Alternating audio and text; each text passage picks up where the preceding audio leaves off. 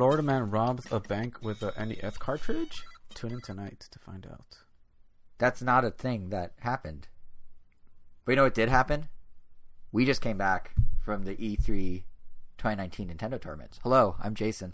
And I'm Angel. And this episode we're calling it the E3 2019 build-up because we are building up towards E3. It's this week. We are recording this on the eve of really all the festivities of E3 proper. We were at like day -3 with Nintendo's tournaments, and we just got back from that. We're also going to be talking about, all the news, all the games from that. We're going to talk about the Pokemon press conferences. We're going to be talking about the Pokemon Direct. We're going to be talking about what? The death of Splatoon. Yeah, the death of Splatoon, the misunderstanding of Mario's Online, the surprise of Nintendo sending people to EVO. There's a lot to go through, and this is not even like the bulk of E3. This is just pre-E3. We're also going to be talking about a couple of third-party stories. So, there's a lot. We have timestamps for Nintendo.com under this episode, which is episode 204. On the blog post, or if you're on YouTube, just look below. We have some links there. But yeah, we should just jump in because we came from, literally just came from, I don't even know how many hours. I mean, I woke up at 5 a.m. today. We got to the thing at 7. As did I. Right. We got to the thing at 7. Doors opened at 10. We left at about 5, and now we're recording. It's been a long day of just watching other people play video games. It was fun. It was fun. It was a cool tournament. But, what do you think of the whole Nintendo's 3 tournaments that don't have a unifying name for some reason? It's just the Mario Maker Invitational, the Splatoon 2 they should just call it World the Championship. Nintendo Invitational Series. Or the Nintendo Tournament Series or something. I was going on this whole tirade throughout the day. There's no unified hashtag. What hashtag do I use? How do we discuss this in a broader sense on the internet? Nintornies. Nintournament. Or just hashtag Nintendo Versus, kind of like they're at Nintendo Versus. It could just be the Nintendo Versus series. Either way. I like the sound of Nintendo Versus. Yeah, I think that works. But regardless of their lack of a name. It almost sounds classy in a way. It does sound really classy. It sounds like the Criterion Collection, but for tournaments. But what do you think of it overall? It dragged a little bit towards the end, but overall, I enjoyed it. Very solid play by the players. By most of the players. There was some not very solid play by some players, but I mean, overall, I was really impressed. It was really cool. A lot of excitement. I mean, you kind of get that same feeling when I guess some people watch sports like that. That's there's definitely some. I mean, it was literally that. It is an e-sport, yes. Yeah. It's funny because you made a comment about how it dragged towards the end. I think you're right, but it's funny because it started probably it started so strong. It's probably not even in the tournament. Before the tournament, it was. We've done a couple of these. We didn't go last year, but we did go to the World Championship in 2015. I drove past last year, so I know roughly a comparison point. And we went to the original Smash Invitational in 2014. And this one was just Nintendo was firing on all cylinders. It was so well organized. Usually they just have you stand out in the street in a long line in the sun or whatever. They had tents set up. They had a whole little area. They had staff there. They said you can't get there till 8 a.m. We were there before 7, and there were already 30 staff members passing out stuff. They're doing swag giveaways. They had competitions. You won a thing.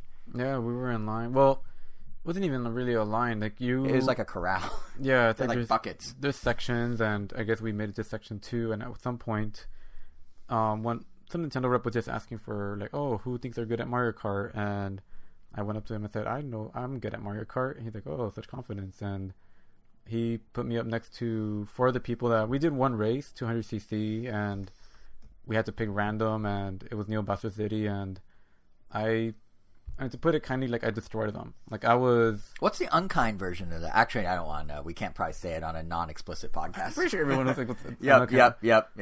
Yeah, I mean, as the rep put it when he was watching me play, he said, oh, wow, you really did back it up. Or, you have a very healthy lead. Essentially, I got blue shell, did nothing. I mean, I almost overlapped them, essentially. Yeah. And I got a really nice Nintendo backpack out of it. A stitched, nice... Switch backpack, yeah. Yeah, it's got to be worth at least $40 or $50. Yeah, and it came with some additional flags and some Nintendo Switch decals, a Mario Maker one, a Splatoon one, and a Smash Bros. All of which were for promotional purposes only and probably won't be sold in those exact designs ever. So kind of cool. But yeah, it was that stuff going on. Then they had a dance off. They brought out Mario and Luigi for photo ops. They were doing all this before this is official 8 a.m. start time. It was definitely the easiest line we've ever had to, or the easiest period before an event starts to get in. And that's coming from people who have gone to Con for 8 years, E3 for, in my case, this might gonna be my 5th year. We know lines. Yeah, we know the horrors. We've been in like pre-Switch life. We've been in 3DS Street Pass life. We've been in you've done stuff at ConCons like overnight, and this was the most like fun line, like the most fun you could have in a line. Like they made it really enjoyable. It was weird. It went by really fast because like Nintendo was out in force ahead of themselves, and it's funny because like usually they've done this for years, and this is I know super like inside baseball. Like, get to the tournament, but like they don't show this on TV on YouTube. Like they don't show it in a way, but it's kind of like this was honestly one of the more impressive things. Like Nintendo wanted to treat everyone that went right, and they actually went through the motions, which was really nice, I thought. And they gave us free donuts. Jordan Kent and the other commentators came by with Duncan, which was also quite nice. So that was cool. And then you go inside, and and I didn't even mention they gave us sunglasses too, like sunglasses, flags, the decals, pins. It was a lot of free stuff. And then you go inside, and it was pretty well, like it was a nice sized theater. They gave us free concessions. They had photo ops. It was really cool. And then they start with Mario Maker, and then they do Splatoon, and then they do Smash. I think we're in agreement that Smash is where it kind of bogged down because they did some weird seating thing that took like an hour. But like for the most part, it was a really solid tournament. And I feel bad even dissing the lesser things. Like, oh, Smash seating took an hour. Oh, we had to sit there an extra hour. Because like, one, this was all free.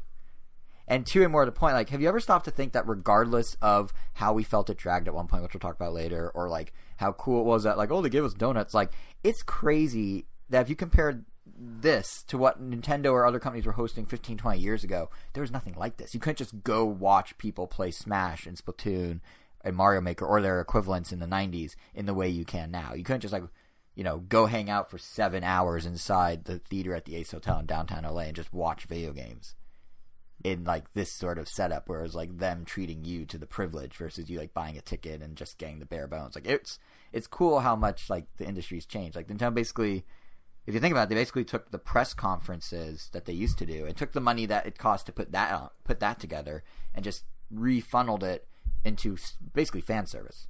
Obviously, it has marketing perks for them, but as far as like us going concerned, it was basically 7 hours of fan service. So props to them for that, I guess. But I don't know. Is there any other thoughts you had on the tournament itself, or the overarching thing before we get into the nitty-gritty of each game? Not really. I mean, it was cool, like just seeing the crowd getting riled up. Although, I mean, there were points where like I felt like some people just kind of went overboard. But you mean like the guy directly in front of us? But yeah, pretty much the whole time. Yeah, but besides that person, no, the crowd was like mostly the level you'd expect. Like it wasn't like. Because I feel like, especially at E3, and no offense to anyone that goes to E3, but there's people that go like way overboard. Like it's almost like cringy, and then there doesn't seem to be an in between. It's more like they're not excited, stoic, or you're super overhyped. I mean, these people didn't feel like they were excited. It just sounded like they just wanted to get attention. Yeah. Because you can tell when you're generally excited. Like, there were moments, Splatoon in particular, Smash in particular, the tail end, the finale of Smash, or the finals of Smash, I should say, where like there was actual, like even I, who am very reserved about this sort of stuff, was like, what? At one point, at something that happened in Smash, I don't remember what, but double 3 stocks. I think it was the double. No, it was the 3 stock that happened when whoever it was on Team Japan killed someone that Peach without getting hit, but did it while Peach had a Smash Ball active. Like right before they did the final Smash, just went in and did. I think it was Peach that they did too. There's someone that got the Smash Ball, was about to use it, and then they got knocked off the stage by someone who That's didn't not have that moment then. That's probably some different moment. But anyway, yes, let's talk about the games. We're already starting to. So it all started with Super Mario Maker 2. What'd you think? It was about a half hour. There was the Treehouse design levels that 4 hand-picked competitors that were invited got to play in. What was your takeaway on that? And what do you think of Mario Maker, how it looks at this point? I mean, honestly, to say that it felt like there were a lot of new stuff on there would be kind of like a lie. Really? It seemed pretty new. I don't know. To me, it felt like they were just playing Mario Maker. Sure. Like, it didn't feel like I was watching like a bunch of new content, with the exception of the lone Super Mario 3D World stage. Everything else just kind of felt. I mean, I don't know. I really enjoyed that segment. It might have been the best thing. Like I really enjoyed the level design and everything. But like as far as like the game itself and how it presented itself, like it didn't seem like oh man, this looks like this convinced me. This is awesome. Like last year, not last year obviously, but 2015. Yeah, when we went to that invitational, I remember that tournament was kind of the one that kind of convinced me to get the game because it just looked really cool. I mean, I guess at that point, that's when it was really new. It was like, whoa, what kind of wacky things can you come up with? And it's like, whoa, all right, this is crazy. This is what you can do with a Mario Builder. It is. I mean, I guess to me at least, I guess it's kind of lost its luster, or just like or I guess the surprise factor or the wow factor of like the fact that you can make stuff in general. I think you make a good point. No, I think you make a good point because I leaned over to you about halfway through and I'm like, wow, you know what these levels are doing really well because the Treehouse built and the Treehouse is partly our marketing team. You know what these levels are doing really well is just showcasing the new features. So it's like, oh, here's some slopes. Oh, here's some weird bouncy donuts that have eyeballs and mouths. Why? I don't know. It's Mario. Here's the car. Here's the car. That's new. Here's co-op where they had to tag team puzzles together. Yeah. Here's all that stuff. Yeah, that was actually my favorite thing where they did. I think it was. Co-op puzzles. Was it the Bowser level? No, it was right. Yeah, no, it was the one before the Bowser level. Yeah, but like all that, I'm like, oh, that's really cool. But I did. And I was like, oh, sweet, they're just giving us a bucket list, like a checklist of all the new features in action for us to see. And I thought that was cool. But yes, now that you mention it, it was kind of like, oh, yeah, these are just new things in a familiar format versus the first time around where it's like, oh, my God, this is something crazy. Yeah, you're literally like, I have no idea what's going to happen next. And you kind of don't, but I don't know. I mean, it's kind of like if you see something enough times, I guess like it doesn't. Well, it's the thing about any sequel. Is you know, it's not you can't be surprised by it twice. Oh yeah, exactly. It's it's not its fault in any way. I mean, obviously did well with what they did. And I thought the levels were really cool. I do like the new features. I thought the last level they showed where they had to fight Bowser like 16 times. Spoiler alert if you haven't watched it yet. Or damage him 16 times. That was really cool. That level, like that level in particular, I was like, oh wow, you can do some really crazy stuff. I did find it. I mean, this is true of the original Mario Maker, but I did like that. It's interesting. It was interesting to see how much more puzzly the levels got as they got more crazy. Like when they did the first level, it's like, oh, this is just some challenging platforming, and they introduced Cat Mario. That's cool. And then it's like the second level is like, oh, you're doing some co-op stuff. That's interesting. And then they keep going, and it's like becomes more and more puzzle driven than what you expect from a normal Mario game. And granted, yeah, Mario Maker 1 probably did that too. Actually, definitely did that. But just interesting to see the new ways you can build puzzles. Like on a smaller scale, it was impressive. Maybe not mind blowing on the big scale like you were saying, but I thought, looking at kind of through the lens of we've been here before, what's changed, I was still pretty impressed by it. Yeah. And it definitely was the most interesting part of the tournament, in part because there's something new we haven't seen on some level, and in part because I think there was also an element. I mean, Splatoon came close because they got pro players for Splatoon to some extent, but like something about Mario Maker and the fact that Nintendo like cherry picked people sort of, for the most part, worked in its favor. There's a couple guys I know you hated the fact that one of them was never running. I think it was the completionist. Yeah. Which kind of surprised me because like, well, but he's a completionist. He goes slow. He has to go through every nook and cranny. He literally doesn't use a run button ever, I bet. But like stuff like that is kind of like, oh, that's weird that they don't know how to play. But at the same time, it's like, oh, but these people all understand Mario games well. So it's kind of nice to like, obviously the Smash guys understand Smash, but there's like pro level versus just like there's someone who did well online a few times. Yeah, but the fact that he wasn't running led him to not make a bunch of jumps that he should have made because true, but he still got second place in the whole thing. Oh yeah, but that's like when he started running, the first level where he wasn't running, he got destroyed. Yeah. Like, he couldn't even make it. Ah, that's true. I still can't believe there's a part... Well, in Mario levels, you can run over small gaps as if they're not there. Yeah. And he was jumping over them, which makes it way harder, but he did it. Like, he pulled it off. Every time he had to jump over them, he did it faster than the guy who was trying to run through them. No, he did it fast. He was pretty much keeping almost on point with them, but like essentially he only did it faster because he didn't die as many times by getting hit by the falling. Exactly. If he had been running, he could have had more attempts at that final section and probably could have had time to won. Yeah, because the first guy had many chances to fail at the Bowser thing to figure out, oh, I have to jump off of the icicles. And he only really got to it twice because he kept jumping. So maybe my point isn't so much also that they picked the right people and they just picked interesting people. Also because the first guy was running, there's like a section where like the lava rises and you have to like kind of stop at one point. But if you're running, you never have to stop. You just keep running. You jump really far off and you make it to the next one. But that's true. But Mr. Completionist literally just had to wait like 5 seconds each time of doing nothing because he didn't run. And now that I think about it, even when they were doing the co-op one and they had to like run and jump to make someone boost higher, he wasn't doing it. Yeah. But so I take back they found the right people. They found interesting people. They found people with different perspectives of how to play Mario, which made it very interesting to see him go through it in different, sometimes wrong ways. But, it's cool. Like, so I think for me, Mario Maker stole the show. Splatoon was a very close second. But as cool as everything in Super Mario Maker 2 looked, we gotta address the elephant in the room. This was news that came out earlier on than the tournament, and that is the online multiplayer situation. So last episode, I spent a lot of time praising the game, kind of like I'm doing right now for the most part. I talked about its features, the fact that Nintendo finally seemed to put together all the puzzle pieces to make like a proper multiplayer Mario that's online, that's simultaneous. Hooray. And then literally mere days after we published this podcast, I think it was like 2 days later, Nintendo did what Nintendo always does. A kind of boneheaded, backwards, what are they thinking online decision. And, this is from the people that brought you friend codes and voice chat to a separate device. So what's their new move? You can't actually play with your friends online at all. It turns out that Mario Maker 2's online modes, both competitive and cooperative, will only support playing with strangers. That's horrible. Here's the explanation that Nintendo gave. Online, right? So you could do the online. cooperative. So that's, for you, this is great, because I know you only wanted to play multiplayer local. It is exactly what we were talking about last episode as being a possibility. It is like New Super Mario Brothers. It is on one screen. You have the bubbles. You're good. And, of course, you can do it with multiple switches and each have your own screen and play basically that way with freedom to move at separate scroll speeds, so to speak.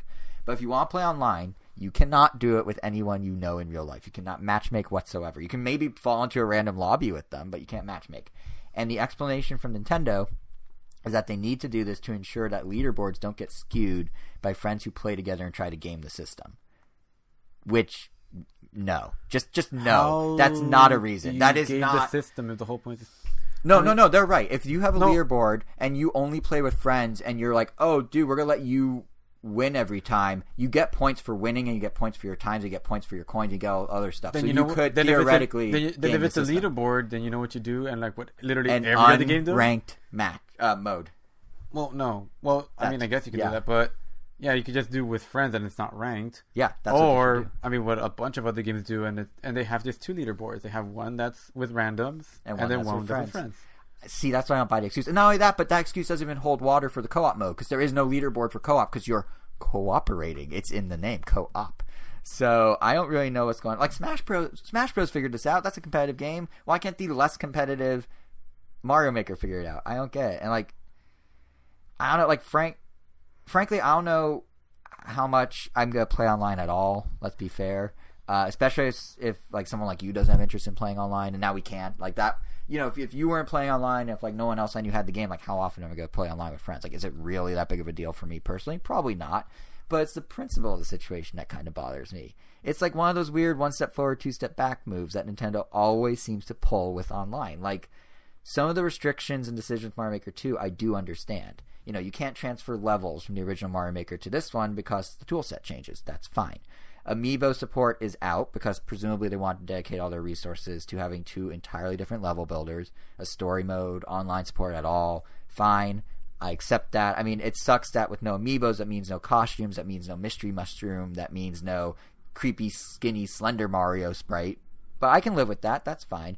But I just can't understand how a game with a huge graphic on its website that says play with friends and whose main new hook is multiplayer on a system where multiplayer is the main thing simply just like leaves out the most typical part of online multiplayer, which is the friend part.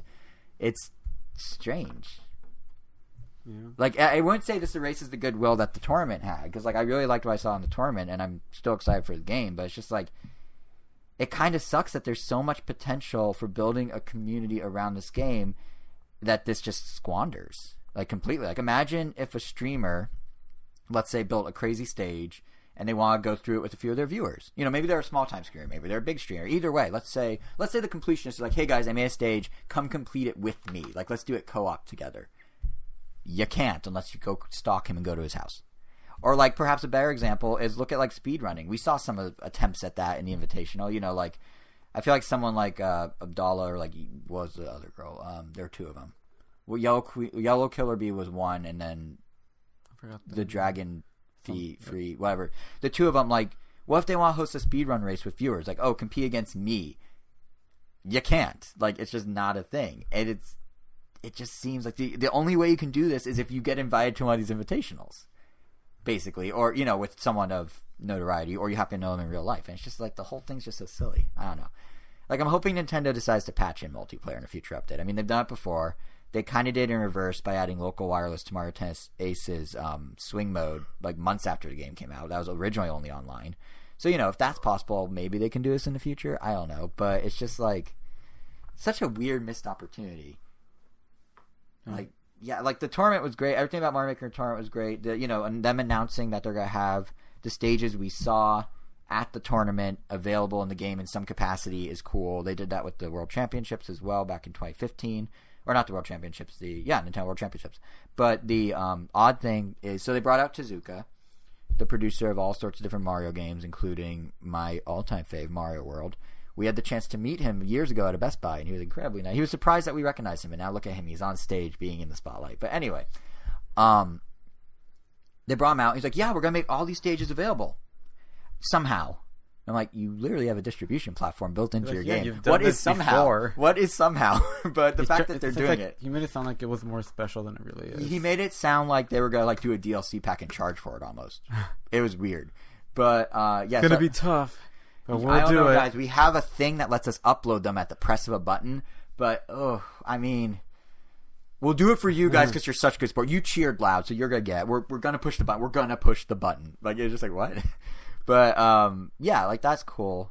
It would have been nice if at the tournament, now that I think about it, it would have been cool if they showed maybe one of the DLC things. I mean, they're not going to necessarily start pitching DLC before the game comes out. But, they have 3D World as one option that's separate from the main builder. There's obviously room for others, as we discussed. It would have been cool if they're like, hey, like in the middle of the tournament, just surprise, here's a mode you didn't even know existed. That would have been the wow moment you were looking for, I feel like. Not to the same extent as World Championship, but if there's something totally out of left field, that would have been cool. If they had something with like if they did Galaxy. I would like Galaxy, or even just like a Mario 64 mode where like everything looks blocky. And they just did it without warning anyone. And that game also had its own mechanics because you could like when you kick in the air, you stop your momentum and you could kind of like jump forward, kick, triple jumps back as well. Long jumps. Well, I mean, Mario Brothers U has. But they don't have long jumps, so I'll go with long jump as my. I retract triple jump. I leave long jump. You can't do the hold and then jump super. I think you could do the long jumps in the new Super Mario World though. They kind of listen. I'm just trying to think of more. Fine, you can move the camera around him with the C buttons. The only one where you could there are no C buttons, but they'll make it work. The only one where you could attack and punch. Yeah. Oh yeah. You could punch Goombas in the face. Yeah. But yeah, like that would. I think that would have been probably the wow moment you were looking for, actually. Yeah. Yeah. So it was great. It just had a little room for improvement, and the online thing is stupid. But I'm still buying the game day one, so I'm a sucker. I'm always forever a Nintendo whore. Anyway, so that was Mario Maker. Unless you have any other thoughts on Mario Maker before we jump to the next game. No. So next on the list, this one was fun. Splatoon. Yeah, I've kind of been out of it for Splatoon. I've been from very Splatoon out of it. for a long time. I didn't even play it when I definitely haven't played it even when they had the Ninja Turtle Splatfest. You didn't do the Splatfest with Ninja Turtles? Did you do the Transformer one back when that one was? I think the Ninja Turtle one was over at Comic-Con. It was, which is also coincidentally when the final Splatfest, which we'll get to in a bit, is at as well, or is happening as well. Or at least they did 2 turtles at a time, and then like the last turtle was like 3 weeks of turtle. Oh yeah, because they're promoting the whole show, so they did like a long-term thing with Nickelodeon. Yeah, right? I think I did the Transformer one, but I want to say that was Splatoon 1. It was, yeah. But yeah, it's been a while. Like I hadn't touched it. I knew about Clan Blitz, but I didn't even know how that worked. I didn't even know there was a hammer item. Or the bubbles. I knew about the bubbles. I think. Well, I didn't realize the bubbles would be impactful as they were. Like both literally. I know I got to use the bubbles. Yeah. But it's interesting. Yeah, like I knew that game was really competitive, but I hadn't really actually like sat down and really watched the matches, like in a long years. But dude, they were like, it was cool. To speak as the youth speak, they were hype. That was cool. Like that was. It was lit was, AF, fam. It was. I think the fact that like I don't know, I guess the teams were just so good that there were so many times where it would just literally come down to the last like half second. There was like the one, timer would be like on one, and they would always clutch it out and pull it back. Or there was even one where like I thought they had lost because like we were looking at like the camera was focused on this one player and then the time ran out and like, oh, he didn't make it. But then when the dust cleared, oh, they did win because there was another character in the back. Half a second into overtime. And they had to like show it again, and it was like, wow, even the announcers were saying like, oh, whoops, wrong. Yeah, we showed you the wrong thing. They had already had it on the wrong side. Yeah, they had already given like, oh, it was a 3-0. Oh, wait, no, it's not. Which, by the way, can we talk about the announcers real quick in general? Not just Splatoon, but everyone. Like Jordan Kent I mean, I know he's a professional that does actual college basketball, I think for Oregon or something, but dude's good.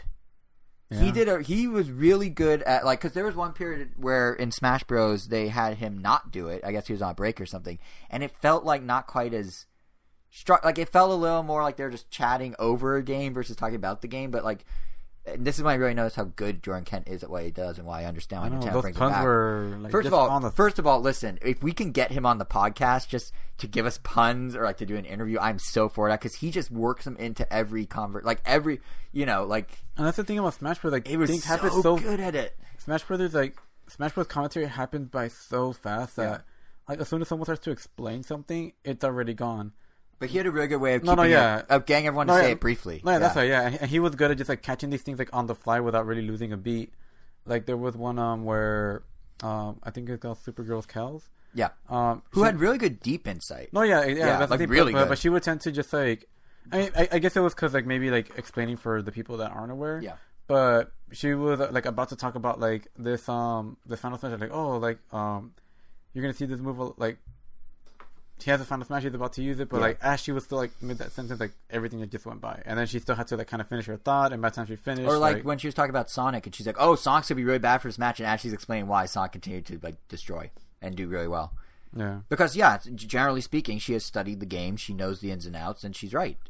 Sonic in that situation probably would do bad because she has that knowledge, but the problem was he wasn't, and the announcers were on their own little conversation. Yeah, the Sonic player that was Wraith, right? Wrath. Yeah, Wraith. That was the Rolls Royce that was playing, right? Yeah. The Wraith. Yeah. If I'm not mistaken, he's like one of the best Sonic players in the world. Which is why I think she was trying to explain Sonic's a weird choice. Here's why, but she ignored the fact that he had it. Yeah, I mean, if you know a character that well, and I think one of the other commentators pointed out that he has played a bunch of Palutinas, so at that point, like, the matchup doesn't even matter. Yeah. And to be fair to Supergirl Kells and all the other announcers, I'm not saying they were bad. They had a lot of cool insight. They were really good at explaining things, because this was geared at a more casual audience. They were good at explaining what's what. It was just like, I guess Jordan Kent was the glue or something. Like, I don't know, but it was so good. He injected more humor into it, and everyone else was just like explaining. And he did a really, I mean, it was super obvious, but they had a really good system where like it didn't always work, but they had a really good system where he would say the name of the person who's going to give the insight next, and then they would keep it brief, responding to him, and they do the next thing. Like he kind of structured it, but it's funny because like let's say you and I are talking, so you're telling me something, blah blah blah blah blah. Yeah, that's a good point. Not Angel. Tell me, and then he'd act as if the other person said it just to steer the conversation to them so they could say something, but it came off as this weird like pretending someone else made the point thing. But he was great. Yeah, like, and he had great puns. And like some like Splatoon, I thought was a really good a game where that really worked because he was able. It was him. What was her name? Andrea or something, and then Nine, who's a streamer and commentator for Splatoon in general. He's like the big one in the space, and it was really good how they were like kind of balancing, you know, making it understandable for people who don't know versus people who do. Because the thing about Splatoon that I noticed is for a Nintendo game, that thing is not like easy to understand. Like, yes, the core concept of, you know, shooting ink in places and getting turf, that is easy to understand. But they've layered on so many modes, like you were talking about Clan Blitz, and they layered on so many different ideas and like, you know, zones and rainmakers and tower control and this and that next thing. And each individual one isn't too complicated. But when you're switching between them on the fly and there's penalty times and things can shift, and like a team went from losing or a team went from being behind to getting a penalty to coming back from the penalty and getting ahead in overtime and winning. I think it was Japan that did that. Like they were able to communicate how that was so impressive to people that maybe don't know the nitty gritty. Especially when like for me, like I mean, they're doing a mode called tower control where they have to stand on top of a tower and the tower moves along a rail up into their goal. But for the longest time, some of the teams that just wouldn't go anywhere near the tower. They just like kind of surrounded over and over again. And then as we watched, like, why is no one going for the tower? That's like the objective. But they just wouldn't go to it. They would just keep everyone at bay. And then luckily, like the commentators are explaining like why it's very important that they're doing that because they're like getting the positioning just right. And sure enough, like it's the reason why they ended up winning. And you could tell that they were because like all the pro Splatoon players I feel like were there because it's a smaller pool, because water, because Splatoon, water kills them. It's a smaller pool of players because it's nowhere near the scale of Smash. So I feel like a lot of the people that were playing were actually like some of the best in their respective space, probably. So it's kind of funny to watch. Yeah, like, one of our friends who is definitely in the know. Oh yeah, he was with us. Oh, the Splatoon tournament. He he recognized a good number of those players. Yeah, like it was like a who's who. Yeah, versus Smash Brothers where it was like one. I just recognized like Wrath. Yeah. And but what I was gonna say is like it was interesting because they had these pro players and they were catering to that audience because it is a smaller audience as well. But then they were also throwing in things like at one point Jordan Cantillari's like the so-called meta, and then like kind of in passing explain what a meta was while explaining what the meta is in Splatoon. Like little things like that. It's just like or like at one point I noticed that Nines was like so we do these scrims. Oh, that's scrimmages. So basically when we do da and then like continue like it.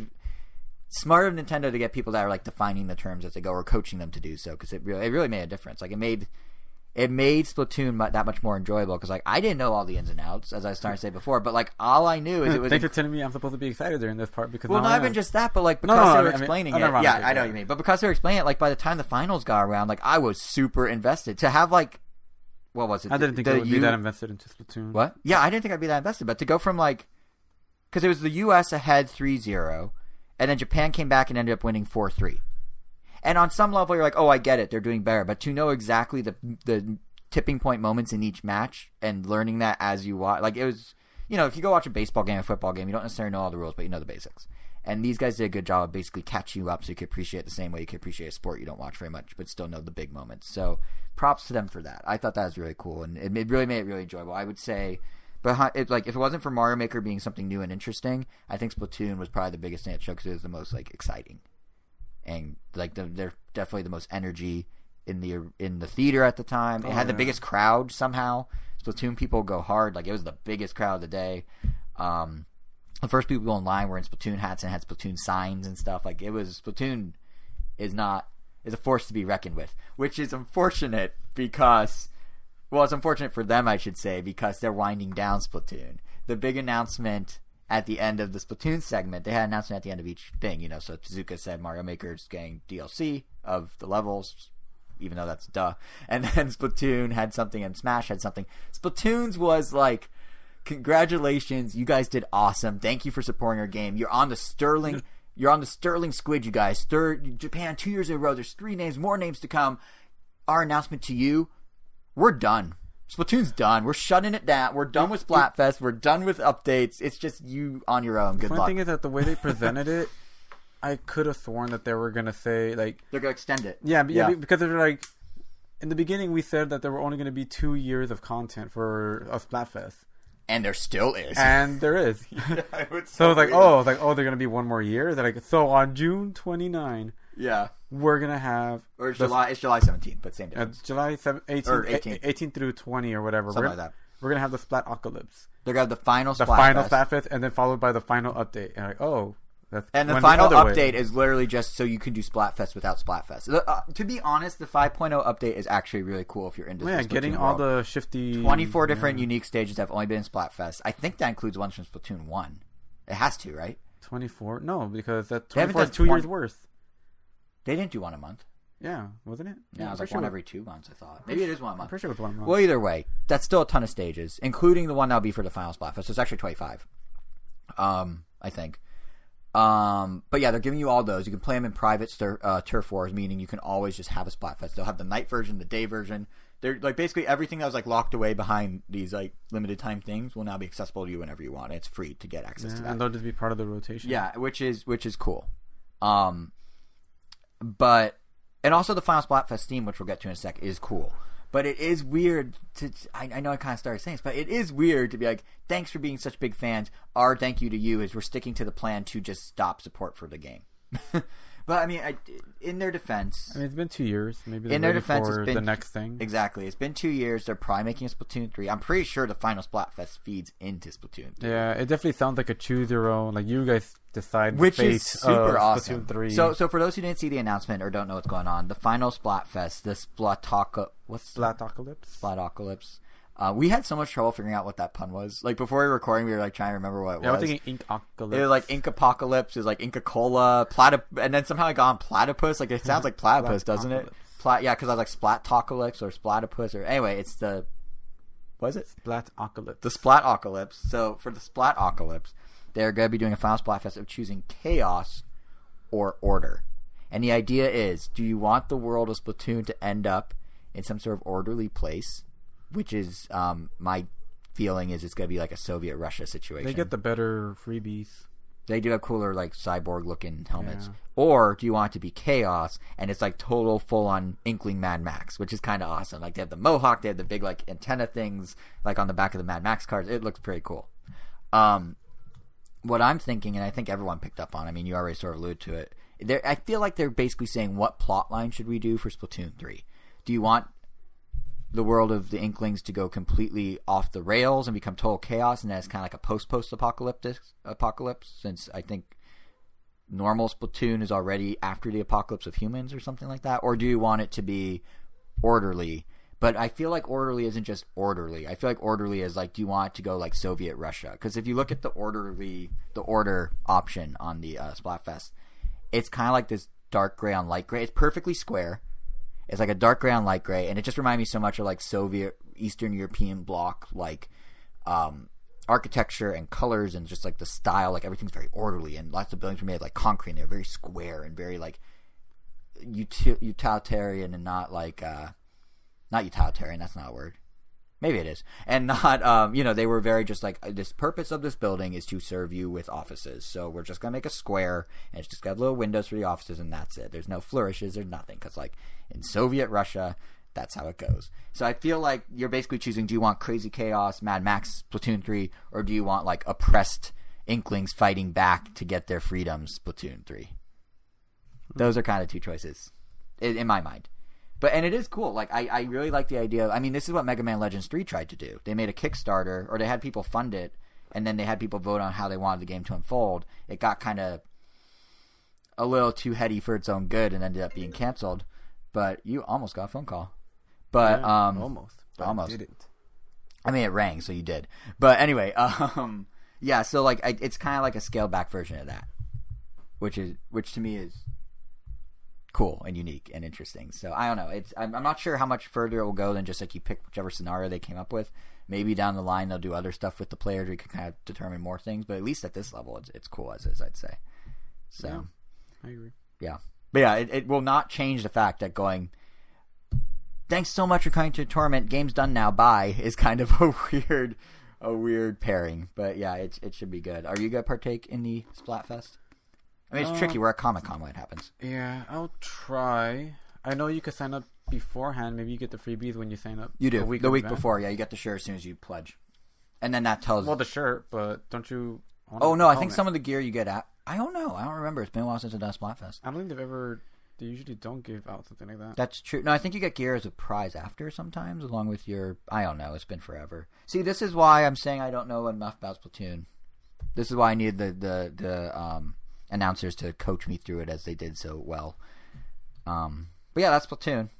So it is kind of fun. I expected them to announce something involving the game ending, but I thought it would be that they're not ending it, not that they are ending it. Anyway, the third and final game is one that's near and dear to you, but not in this format, and that's Super Smash Bros. Ultimate. Yes. So what did you think of the format? Because it's to tell the people at home, it was not a typical stock 1v1 no item situation. It was 3-on-3. Until it was. It wasn't until it was. Yeah, but it was more of a 3-on-3. Items were on. Smash balls were on. Stages had some like shape to them. They weren't all Battlefield. Exactly. Yeah, I mean they had hazards off, but they had stage morph also. Like pretty much, it was definitely made to just look as interesting as possible, which I don't blame them. Yeah. I mean, it feels like it makes sense for a casual tournament. I feel like the average person will definitely find that more exciting. I responded. We'll find it more exciting than watching like two people play with no items. I feel like that is more interesting once you start getting used to the Smash mechanics and you're already kind of in more to the competitive side. Right. And this way, I mean, it's definitely a lot more hype. I mean, who doesn't like someone getting like a Smash ball and like landing the hit or whatever? And there were some moments that were... I mean, we were talking about them earlier. Like, there were some key moments where you're like, wow. Like, Japan was murdering in the final. But then the dinos do like end up dictating the matches. But yeah, when they come out. Yeah. But I mean, it was... For what it was, like, taking that... Like, I thought it was fun. It was fun. The only thing that really annoyed me in the beginning was the fact that everything was, like, timed. And on top of the fact, like, they didn't leave, like, a scoreboard for the spectators. Like, they screwed up... Okay, can we... Let's back this up. Everything about the not the quad, the seeding was just very sloppy. So they did, yeah. So some tournaments, we were talking about this during it because I'm not as familiar with the real esport. What? They didn't even disable pausing. I know. I'm not as familiar with this in like the real esport sense, and I'm pretty sure some listeners aren't either. So, okay. Let's say you have Evo or something. Everything they did at the tournament today had seeding. I think it was Nintendo's attempt of going, hey, look, we're not like making pairings based on weird reasons. You're seeing why the pairs are what they are. It's based on skill. And we're being transparent, which is fine. But like, do other tournaments, does Evo, does Genesis, do any of those do seeding in front of the public like that, or is it usually behind the scenes and then they just sort of do the semifinals and finals? I mean, they have pools because, I mean, in these tournaments you usually get thousands of people. Right. And the pools are essentially, we're going to weed everyone out so that we only have like the top 8 people. So there are like, say, 32 pools. Yeah. Because there are 32 spots on the final tournament. So like the top 32 players or the top player from each pool will be the only one to move on and so on. Right. So that's how that works. Okay. And I guess in between that, based on your score, you get seeded onto that 32 person bracket. They don't make those 32 players play each other in every single combination to determine where they're going to fall. And nor do they make them be 6-minute time matches with no stock, so you really have no stakes in it because you don't know any context of who's doing well and who's not until the end where it's like, hey, look, that guy won. Eventually, they felt inconsequential, and they really were because, I mean, almost to the point where because Japan was doing so amazing towards the end, like literally 3-stocking someone, like people back to back. Yeah. To the point where we thought like they were just gonna like sweep it, and they basically did. I mean, they lost once. Well, so what was funny about Japan is so they. Yeah, but that's right. But go ahead. Yeah, but because they did so well in the end, and we said this felt inconsequential. Like they did terrible in the seeding, but. Against the team, have a theory. And against the team, they completely annihilated, like literally annihilated. Yeah, no, we have a theory. So when they did the seeding, so as Angel, as you're saying, so the seeding is everyone played everyone. So we saw the exact setup that was the final, which was Europe versus Japan. And Japan, like, they were coming in as the favorite, and they, like, basically just fell off a cliff. And even the commentators like, what is going on with Japan? This is so upside down. But then they come in the final, and they're suddenly destroying. So we have a theory. We as it was unfolding, our theory is that it was a long con. Like, they purposely did poorly in the beginning to get into the heads of Europe and then fake them out and totally come back and destroy, which is a gamble. If that's what it was, that's a gamble, and that's interesting. And that, in my opinion, makes having the seeding visible to us worth it, because we would not have appreciated.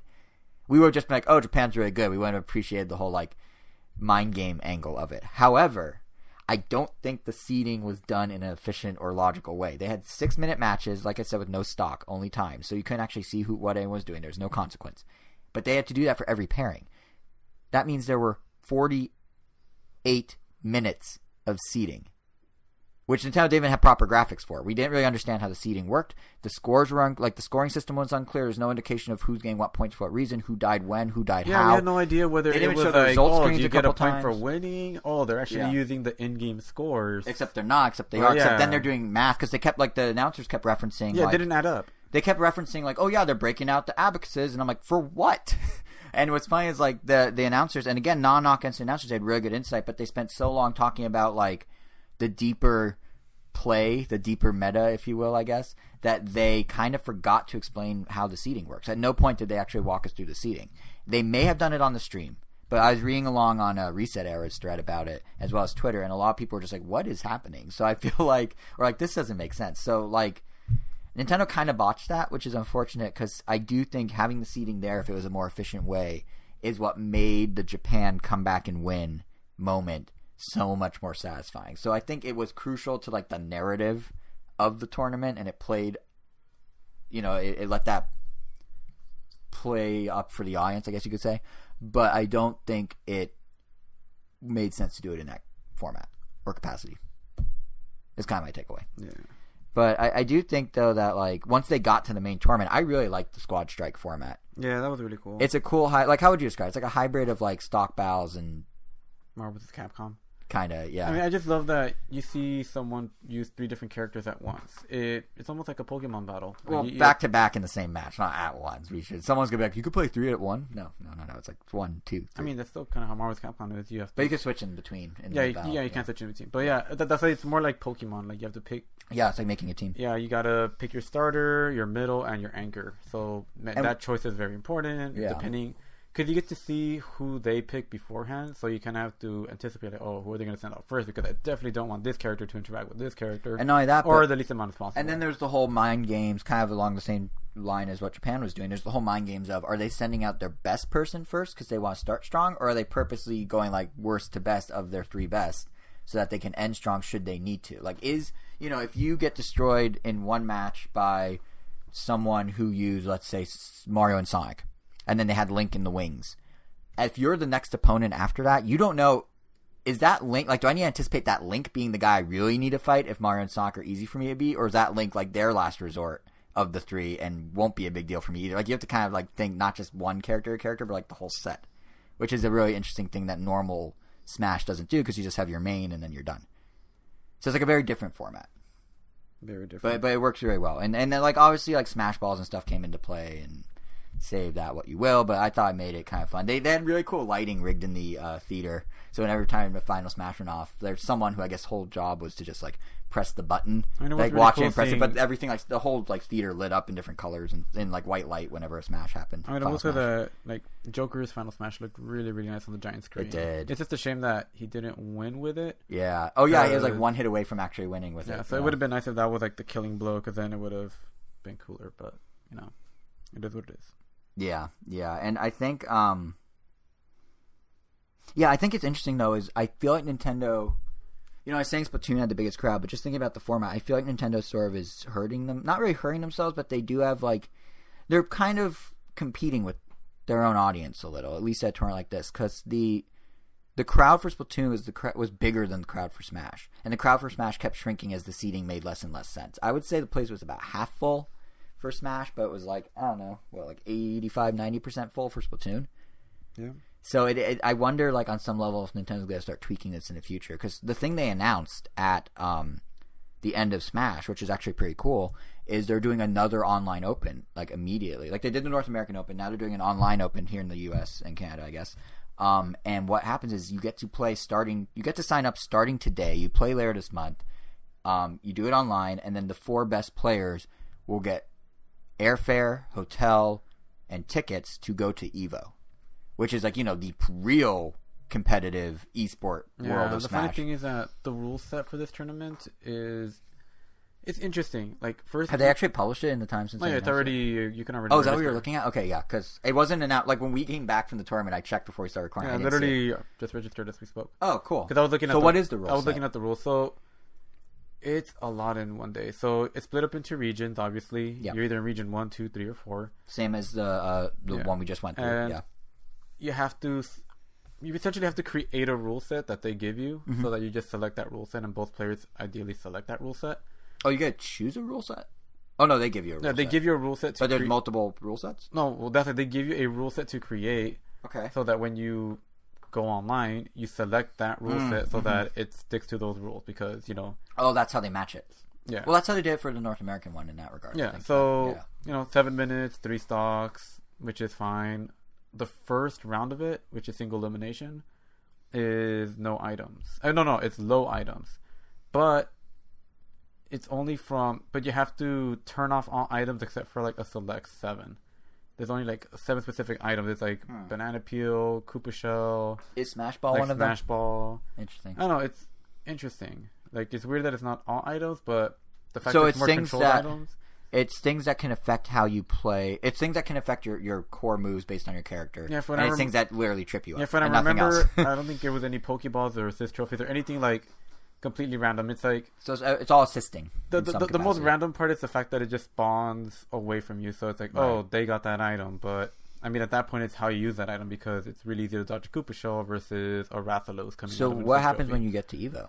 So I assume Nintendo's doing their own mini bubble. So that's the first part. And then after, I guess, a couple hours, because this whole thing is supposed to be done in 2 days. Yeah. Well, that's how they did it last time too. Yeah. Very quick. Well, no, they had 2 rounds of it.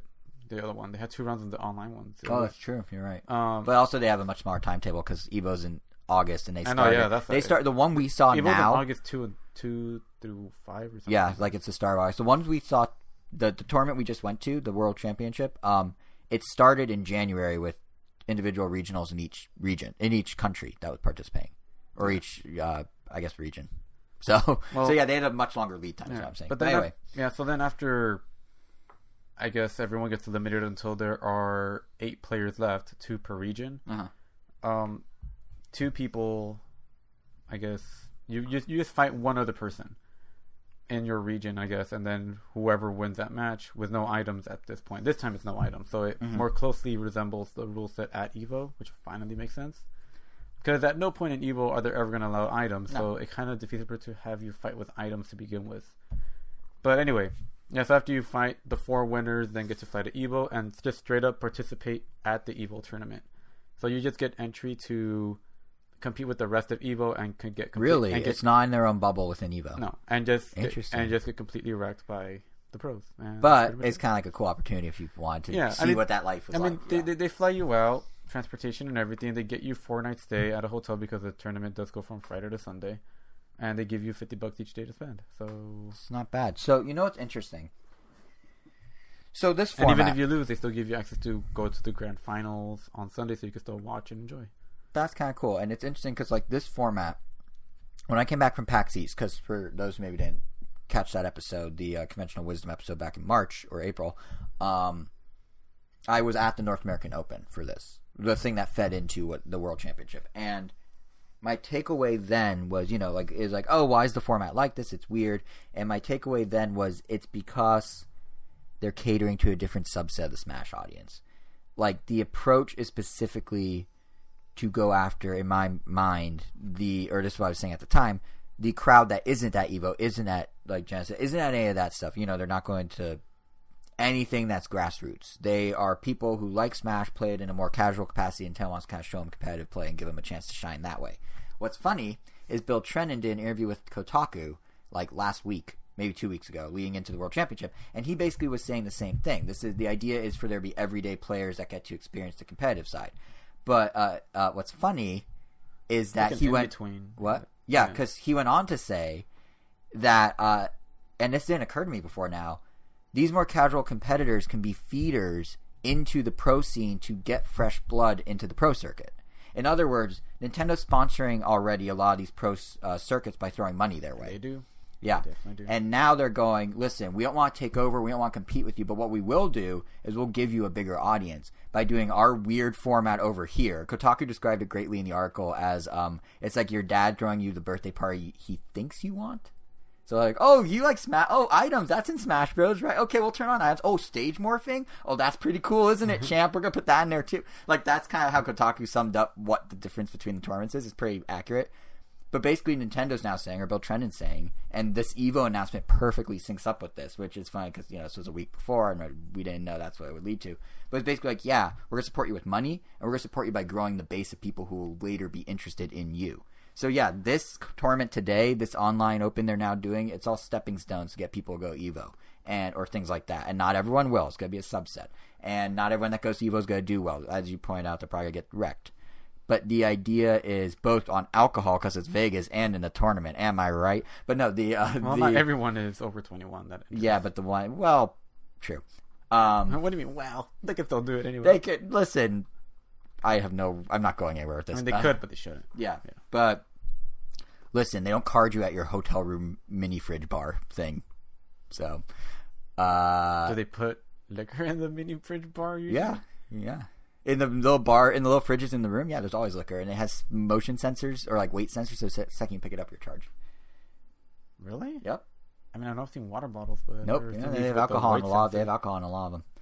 Anyway, it's a ripoff, which is why you never do it. But anyway, the point is, I wasn't saying they're gonna get out. They're gonna like get drunk. Like, try it. Someone just like lift up a bottle and then just like. I mean, some hotels don't have them, but like some do. The point I'm getting at though is they know people. Watch your fridge carefully. The point I'm getting at is, listen, like when you lift things out of the fridge, think about the cost later down the road. No, what I'm getting at is. Well, that's deep. It's seriously. What I'm getting at is the idea that this tournament is a stepping stone that a subset of people will take to Evo, and that subset of people that do okay at Evo will then join the pro circuit, and Nintendo's like 2 steps removed actually supporting the pro tournaments by doing this. Even though it seems totally backwards and not logical. Like, it doesn't seem like It's not the most direct way. It's kind of convoluted. Much like the rules of the tournament itself and the seeding. It's very convoluted, but it is Nintendo's weird way of being able to funnel people into more professional esports should they wish to do it, while also presenting a competitive play format that's more inclusive, as is their brand. Like the inclusivity that these tournaments provide that Nintendo's doing is more like on brand than EVO would be if they just threw people at EVO or whatever. So it's kind of like it's a very clever little like mini step, half step, I guess. Yeah. Is what I'm trying to say. And I had this thought like going into the tournament because I read this interview the other day, and then when they said EVO, I was immediately like, boom, there it is. There's the final finish product. We have the whole story arc now. So yeah.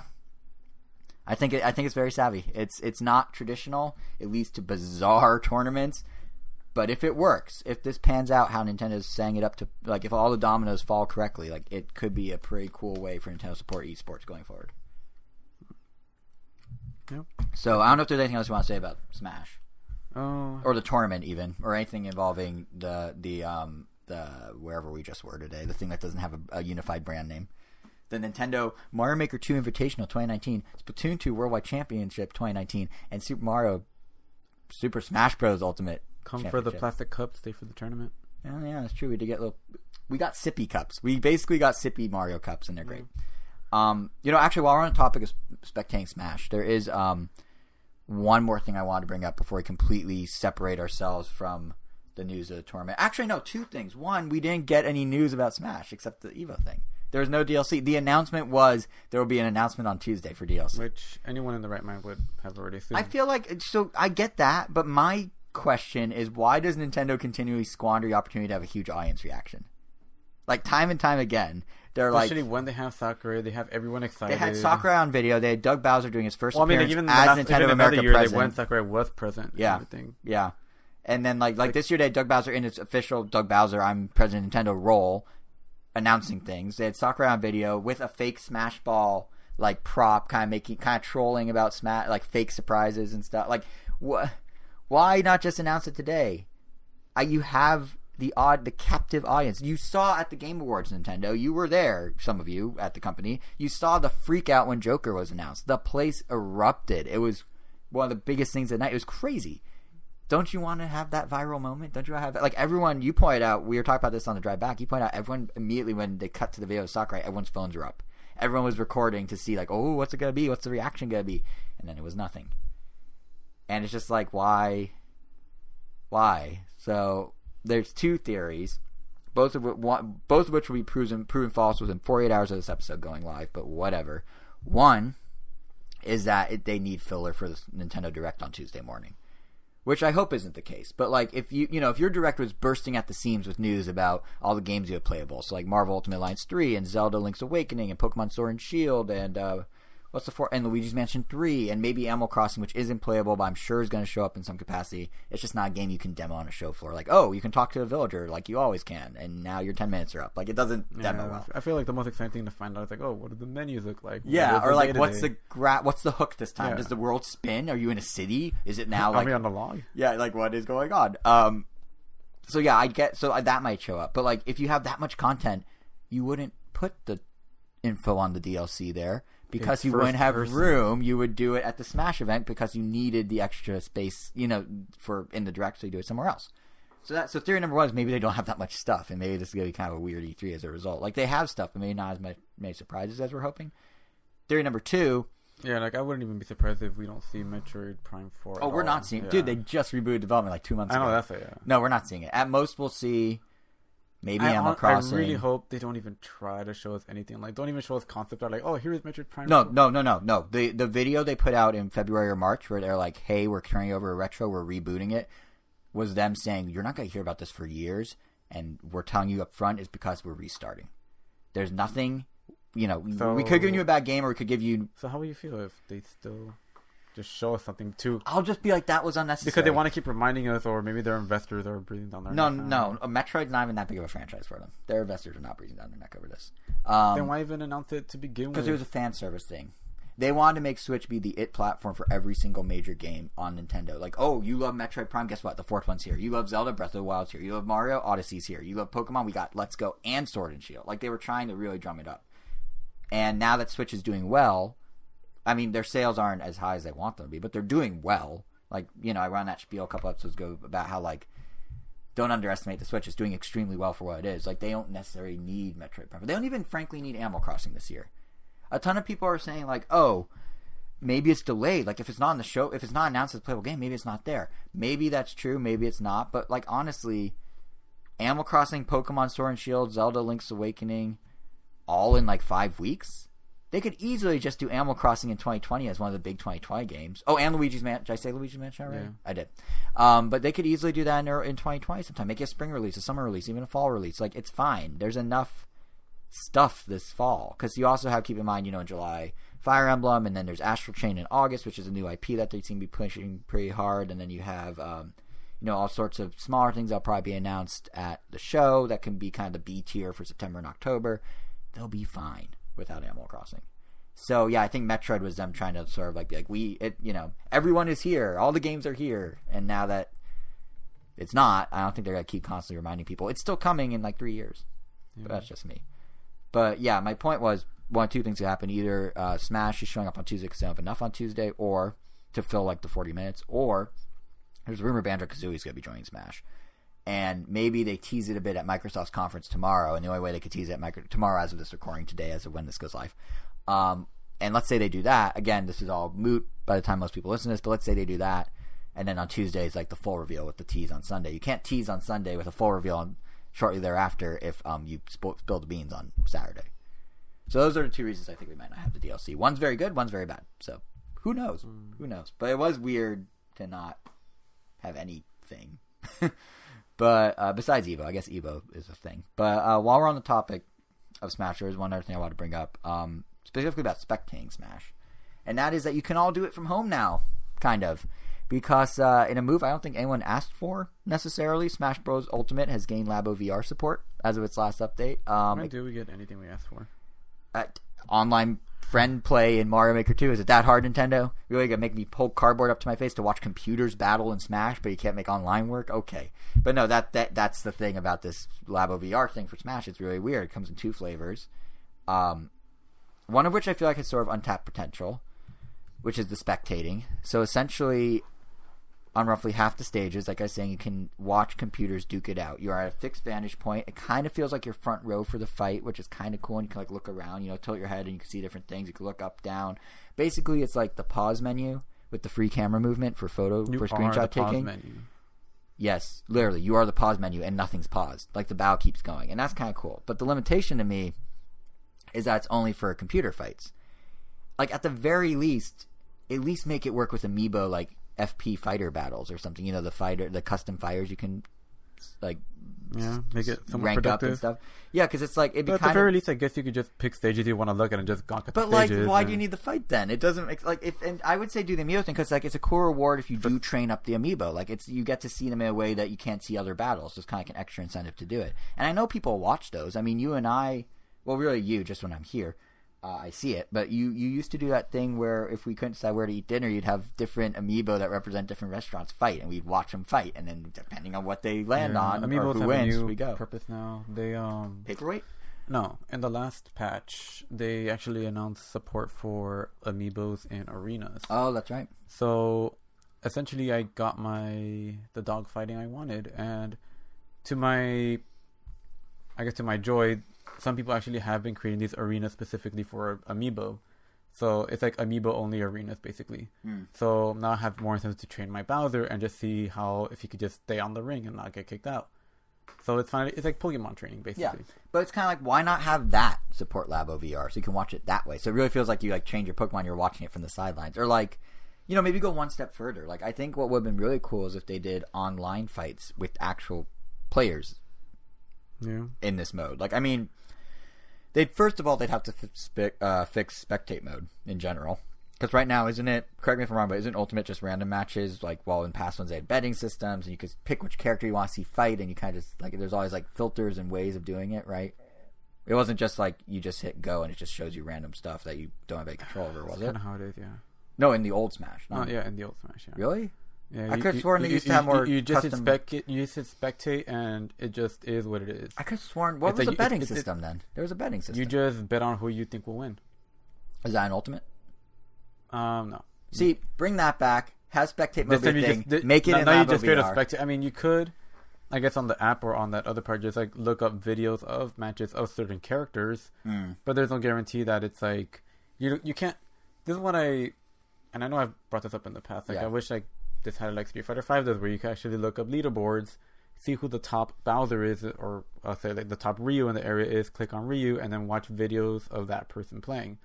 And this one is just like, all right, I'm gonna look up Bowser's, right? And it just gives me random videos. Yeah, that's what I was thinking. It could be Bowser with items or Bowser just doing silly stuff, but I can't do because there's no because Nintendo doesn't have a leaderboard, so I can't like follow good players. Well, let's say even without the good player thing, like imagine if you could like go into spectate mode, bet on things, and then have like a pseudo front row seat in VR. That seems like a good use of this, but no, we just have computers, and to be fair, there's the other option, which is that you can actually play with it up to your face. So if you want to actually fight in VR, you can do 1 to 3 computer opponents in a single player time match only on only certain stages in VR, but it's not good. Don't do it. It's no. Like the camera and head movement tracking is just like, it gets in the way because it's still the fixed angle, but you're fighting. So it's just really disorienting. So that's not good. The spectate thing's kind of interesting, but it does make me wonder like what's up with Labo at this point. Like where's Labo VR going next? Because like we talked recently about how the games, you know, the game that's out now and the kit and everything seriously underperformed on the sales chart, at least here in the States. But it seems like Nintendo's still pretty gung-ho about like potential long-term success. I mean, obviously something like the Smash Bros. Support, that was in development well before the sales numbers came in. But around the same time that the sales numbers started to roll in, we learned that like the Unity engine, an engine that's quite popular with indie games, that's now going to include support for Labo VR in just the core engine. And third-party companies are also starting to develop games for Labo VR, or software, I should say. Like the first example is an adaptation of a manga anime series called Spice and Wolf. It's going to be a VR version. It's coming to Oculus. It's coming to PlayStation VR. And weirdly enough, Labo VR. Yeah. Spice and Wolf. Plus, I do know about that anime, but yeah, and they're making a VR one for Labo, weirdly. Plus, like Nintendo's still announcing showcases of the tech. They're announcing partnerships in Japan. So it seems like they aren't just giving up on it, even with the slow start, which I guess is good because, like I say this every time, Labo VR software itself is really cool. There's like so much customization and building tools. It's a really neat thing. It's just now a question of whether they can turn the Labo VR ship around at all, and if so, how quickly? Because clearly it was going the wrong way. So is this enough to pivot it, or are we just going to see it all go to waste? And my water ball almost knocked over. It did knock over. But that's how I'm so distressed about the future of Labo. I'm just smacking things. But no, like seriously, like it's weird because it's not doing well, but they keep releasing things. So I'm curious what's going to happen next. And I don't have an answer. I'm just throwing it out there, just the question. Yeah. So yeah, so I think that covers everything with the tournament and everything associated with the tournament, right? Like, it's a pretty busy day. We were a long day. But here's the thing. Here's what's crazy. Normally it's like, oh, okay, so E3 is where all the big blowout will be. Not quite, because that was only part of what Nintendo's been up to these past 2 weeks. They also gave us not one, but 2 entirely different Pokemon news blowouts. And I think it's safe to say that both were pretty packed with surprises. Like, we're going to go in reverse chronological order here. But we thought we'd start with the one that's most relevant to E3, which is last week's Pokemon Direct, and that gave us 16 minutes of new, interesting Pokemon Sword and Shield details. And I guess to start, can I just say that, like, dude, what a fake out the original Sword and Shield trailer was. Like, yeah, they showed us the Galar region, they showed us the new starters, they told us about, you know, how us Americans have to deal with the name Score Bunny instead of the much better French name Flambino, which I will take that to my grave that that's the better name. But besides that, like, I feel like I at least was very misled. Like the way the original trailer was presented. I am surprised.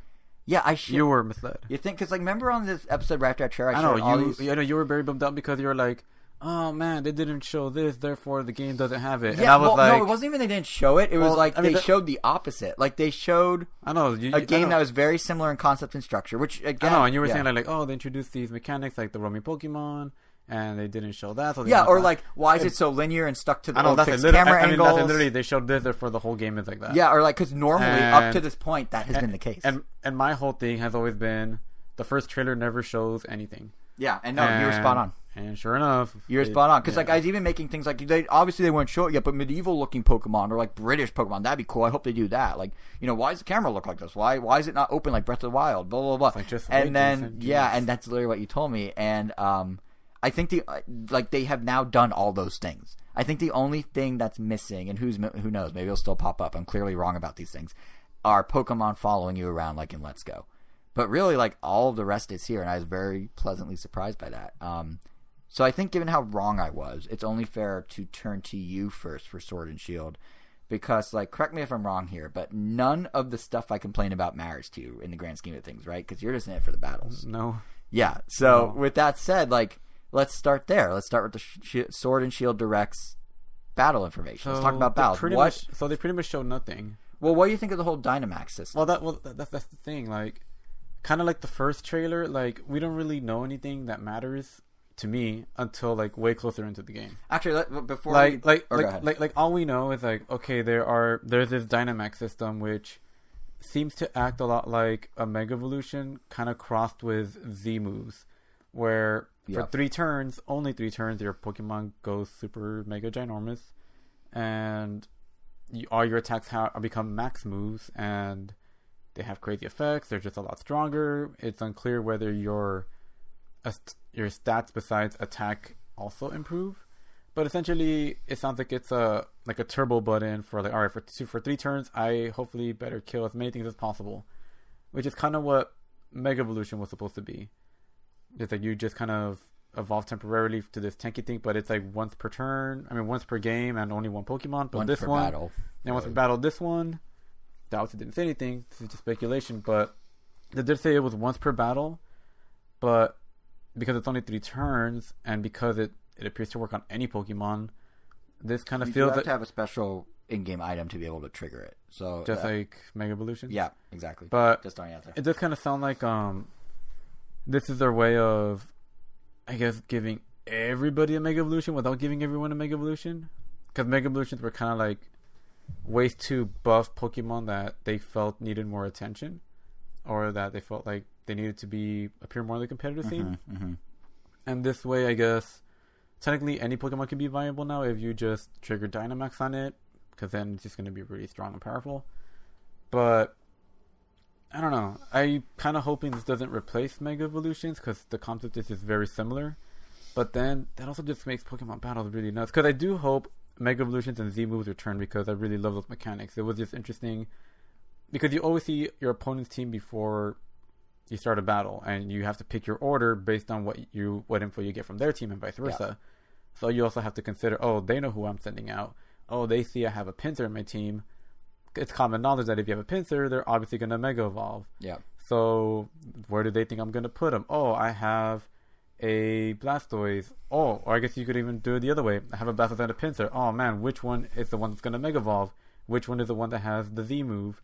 I have to kind of plan ahead for that. And now that you have the Dynamax system in place, if they're all active, the Dynamax system could trigger at any point, and then it's like, oh man, when are they going to activate their Dynamax versus their Mega Evolution versus their Z move? Well, so I don't think Z moves and Mega Evolution come back. And then if you keep going further, if you have, I guess in the actual like double tournaments, you're actually able to use certain Pokemon like Groudon and Kyogre, which then you also have your Primal Revision forms. So then you have Mega Evolution, Primal Revision. So I don't think those are coming back. Ultra Sun and Ultra Moon, I guess, also had Ultra Boost. I don't think any of that is coming back. Nuts. And yeah, I don't think well, first of all, I think you made an interesting point that they did go from this whole like you have to play sort of mind games with your opponent at the selection of Pokemon stage to now playing it in battle with like, where to go Dynamax? Do I need a Dynamax first? Maybe I should Dynamax. Like it is that is an interesting switch from it being like premeditated to like in the spur of the moment in terms of strategy. Yeah, because now there's less like, I mean, I guess over time we'll see like, all right,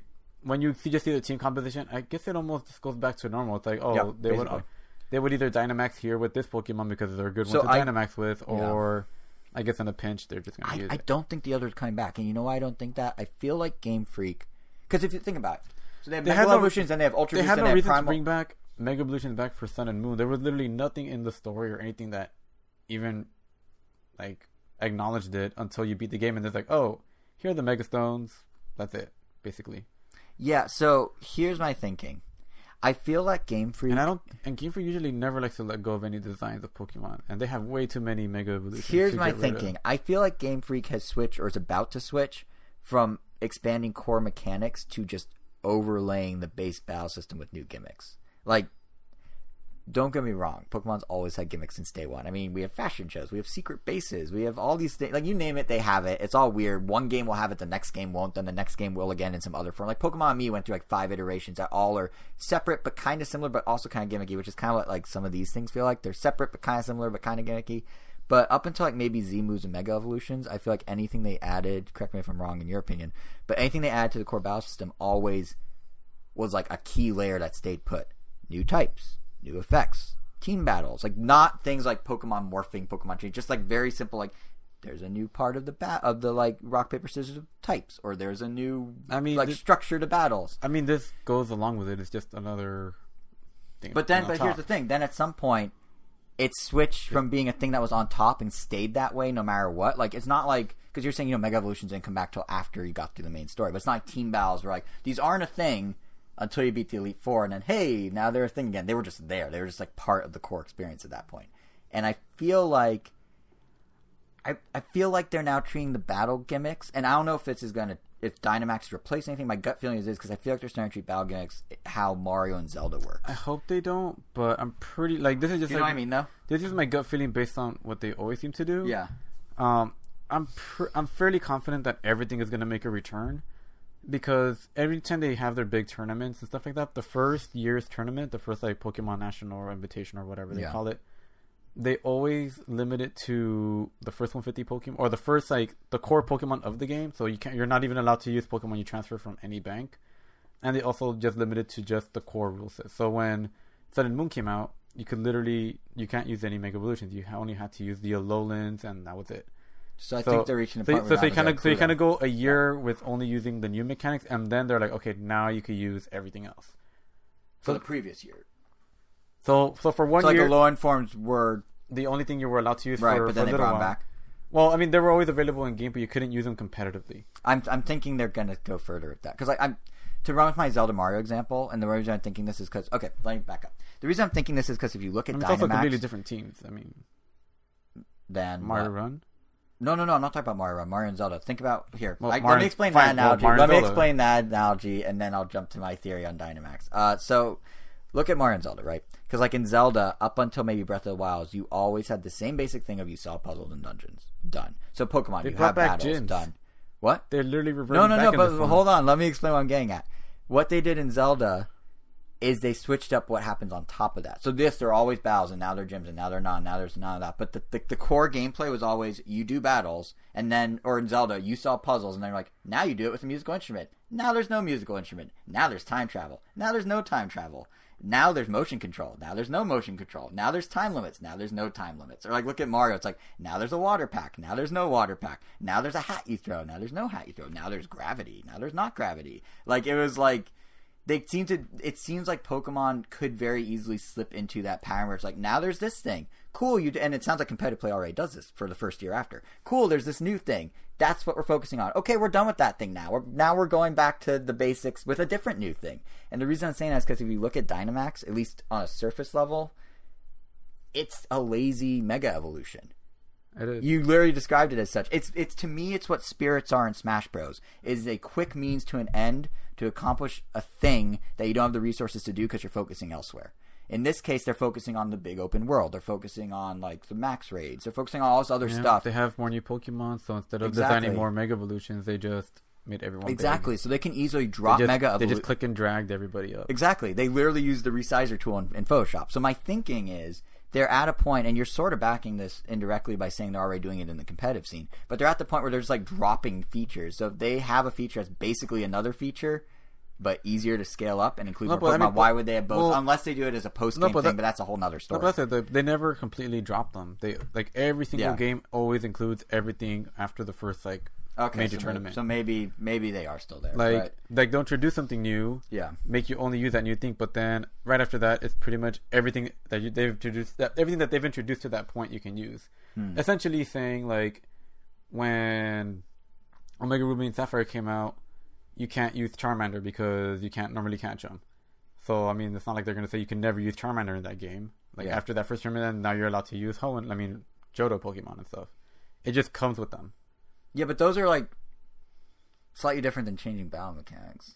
I mean, at this point, like adding Pokemon to I guess adding Megas is no different than adding a Pokemon in a way. I mean, but this just seems so overlapping with that feels like they're really just gonna pull back on the others. Well, as you point out, they're going back to gyms after not doing gyms. Well, I mean, but that's the thing. Like, I feel. I mean, they definitely needed to add something else. Yeah. I mean, there's always needs to be another wrinkle. Well, they didn't need to do Dynamax. They could have kept the max raid system makes sense. That's Pokemon Go. That's a more gamer-centric Pokemon Go feature brought into the main game. Well, I mean, Dynamax, whatever it ended up being, like, they definitely needed to add... You always need to add a new battle mechanic. Because after, like, I guess, what is it, like 2 or 3 years? Yeah. Or 4 years? Yeah. That the games are out, like, people essentially settle into the meta and they figure everything out that there is to figure out. Like, it essentially becomes... Like, that's why I think they could pull out Megas, leave Dynamax. No, that would just make it worse. That would make it absolutely, like, way worse. Because but they lose one meta and then gain a new one to learn. I don't know. I feel like it's just going backwards at that point. Because, like, Megas, like, everything they add always just makes it more interesting when you just keep adding on top of it. If you just, like, permanently get rid of one, then... Yeah. I don't know. That sucks. I feel like it would just make a lot of people unhappy, for sure. But it's too similar. I don't know. I mean, we'll find out. But it's similar, but... I mean, I feel it's still different enough on its own because, I mean, the Pokemon literally stays like that for the rest of the game. True. In Mega Evolutions. True. And they also gain new abilities. So are Z-moves still a thing in the newer games? Yeah. Okay. I mean, they also, like, gain new types sometimes, which makes, like... Right. Like, I mean... Then maybe they stick around. Ampharos goes from an electric-type Pokemon to an electric dragon with a new ability. So all of a sudden, it's like, oh, the attack I was going to throw out at it got completely nullified because it Mega Evolved during the turn I attacked. Dynamax, you would still be taking that move.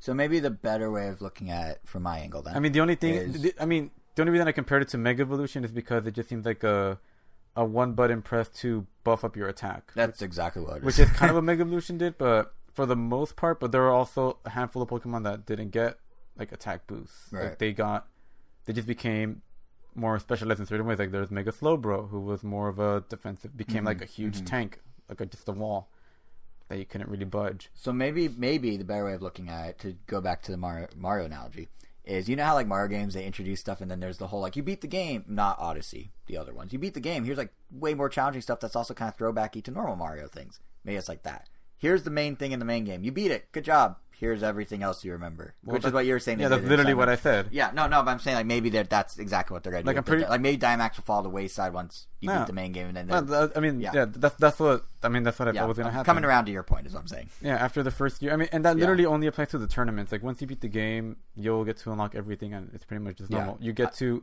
learn the Dynamax mechanic as you're playing, and then you get to play with all these other toys. It's still, though, regardless of like how the mechanics work out, I mean, that's still such an obvious Smash Bros. Spirit type of move where it's like, hey, it's a quick, easy way to scale. Yeah, I mean, they're adding more Pokemon, and I guess... Yeah, no, it makes sense.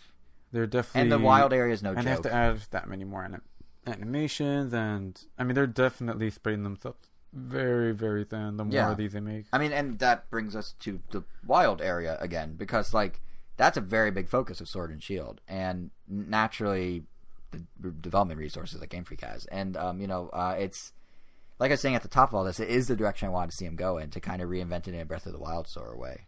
Unless you have more thoughts on the battle system, but yeah, so it's like, I mean, maybe Sword and Shield didn't need to go as far as doing the exact same like camera zooming up from behind your character and then pans out to show a whole open world that literally that's shot for shot what Breath of the Wild did, but like. Yeah, it works. It gets the point across. I see it. You have an open world like I was hoping for. Although, it's kind of funny. Is I watched the footage a couple times, and I was like, this doesn't feel like Breath of the Wild. Why does this not feel like Breath of the Wild? And I realized, if anything, it actually reminds me more of Ocarina of Time. Because, and I think I was able to pin down two things. It's because, one, the overall art style and geometry of Sword and Shield just feels that much more simplistic, kind of like Ocarina did. And perhaps the bigger one is that Breath of the Wild really emphasized verticality, while the wild area inside Pokemon Sword and Shield, much like all the areas of Hyrule and Ocarina of Time, it's much flatter, just has kind of small rolling hills and that sort of stuff. So it definitely had like an Ocarina overworld feel to me. But I digress. The important thing isn't which Zelda it reminds me of. It's what it means within the bubble of Pokemon. And to me, at least, it feels kind of like it's kind of like an evolution that's sort of setting up for an eventual revolution, perhaps. Because on the one hand, this is just a souped-up Safari Zone, if you think about it. Like, ever since the original Game Boy games, you had this spot where you could just go and explore an open little range of space, and it's full of random Pokemon, and you get them, and that's it. And now they just took it one step further and made it such a big open space that connects multiple cities and takes on a good chunk of the map. It almost looks like Xenoblade. Yeah, it has a Xenoblade-esque quality, but it's like if someone's like, can you apply a Xenoblade like mindset to the Safari Zone, and this is what you end up in. And then at the same time, what's kind of interesting is they still have some of the other regular structure elsewhere in the game. So the routes, the random encounters. So it's like you got this supersized Safari Zone more than a complete overhaul of everything, because they still have the old fallbacks as well. But at the same time, like, all the building blocks seem like they're there for them to go all in on this new open idea if it's well received. Like, it has the free camera movement, it has weather effects that change which Pokemon show up, there's roaming Pokemon, there's different terrains. Like, assuming it plays well, which we'll hopefully report back on next episode once we get to try it at E3, but assuming it plays well, I don't see why the next Pokemon game wouldn't go further in this direction. Like, the eventual revolution I mentioned before, like, that seems like the next step. Like, this is like a half step in that direction, and then they could just go all in.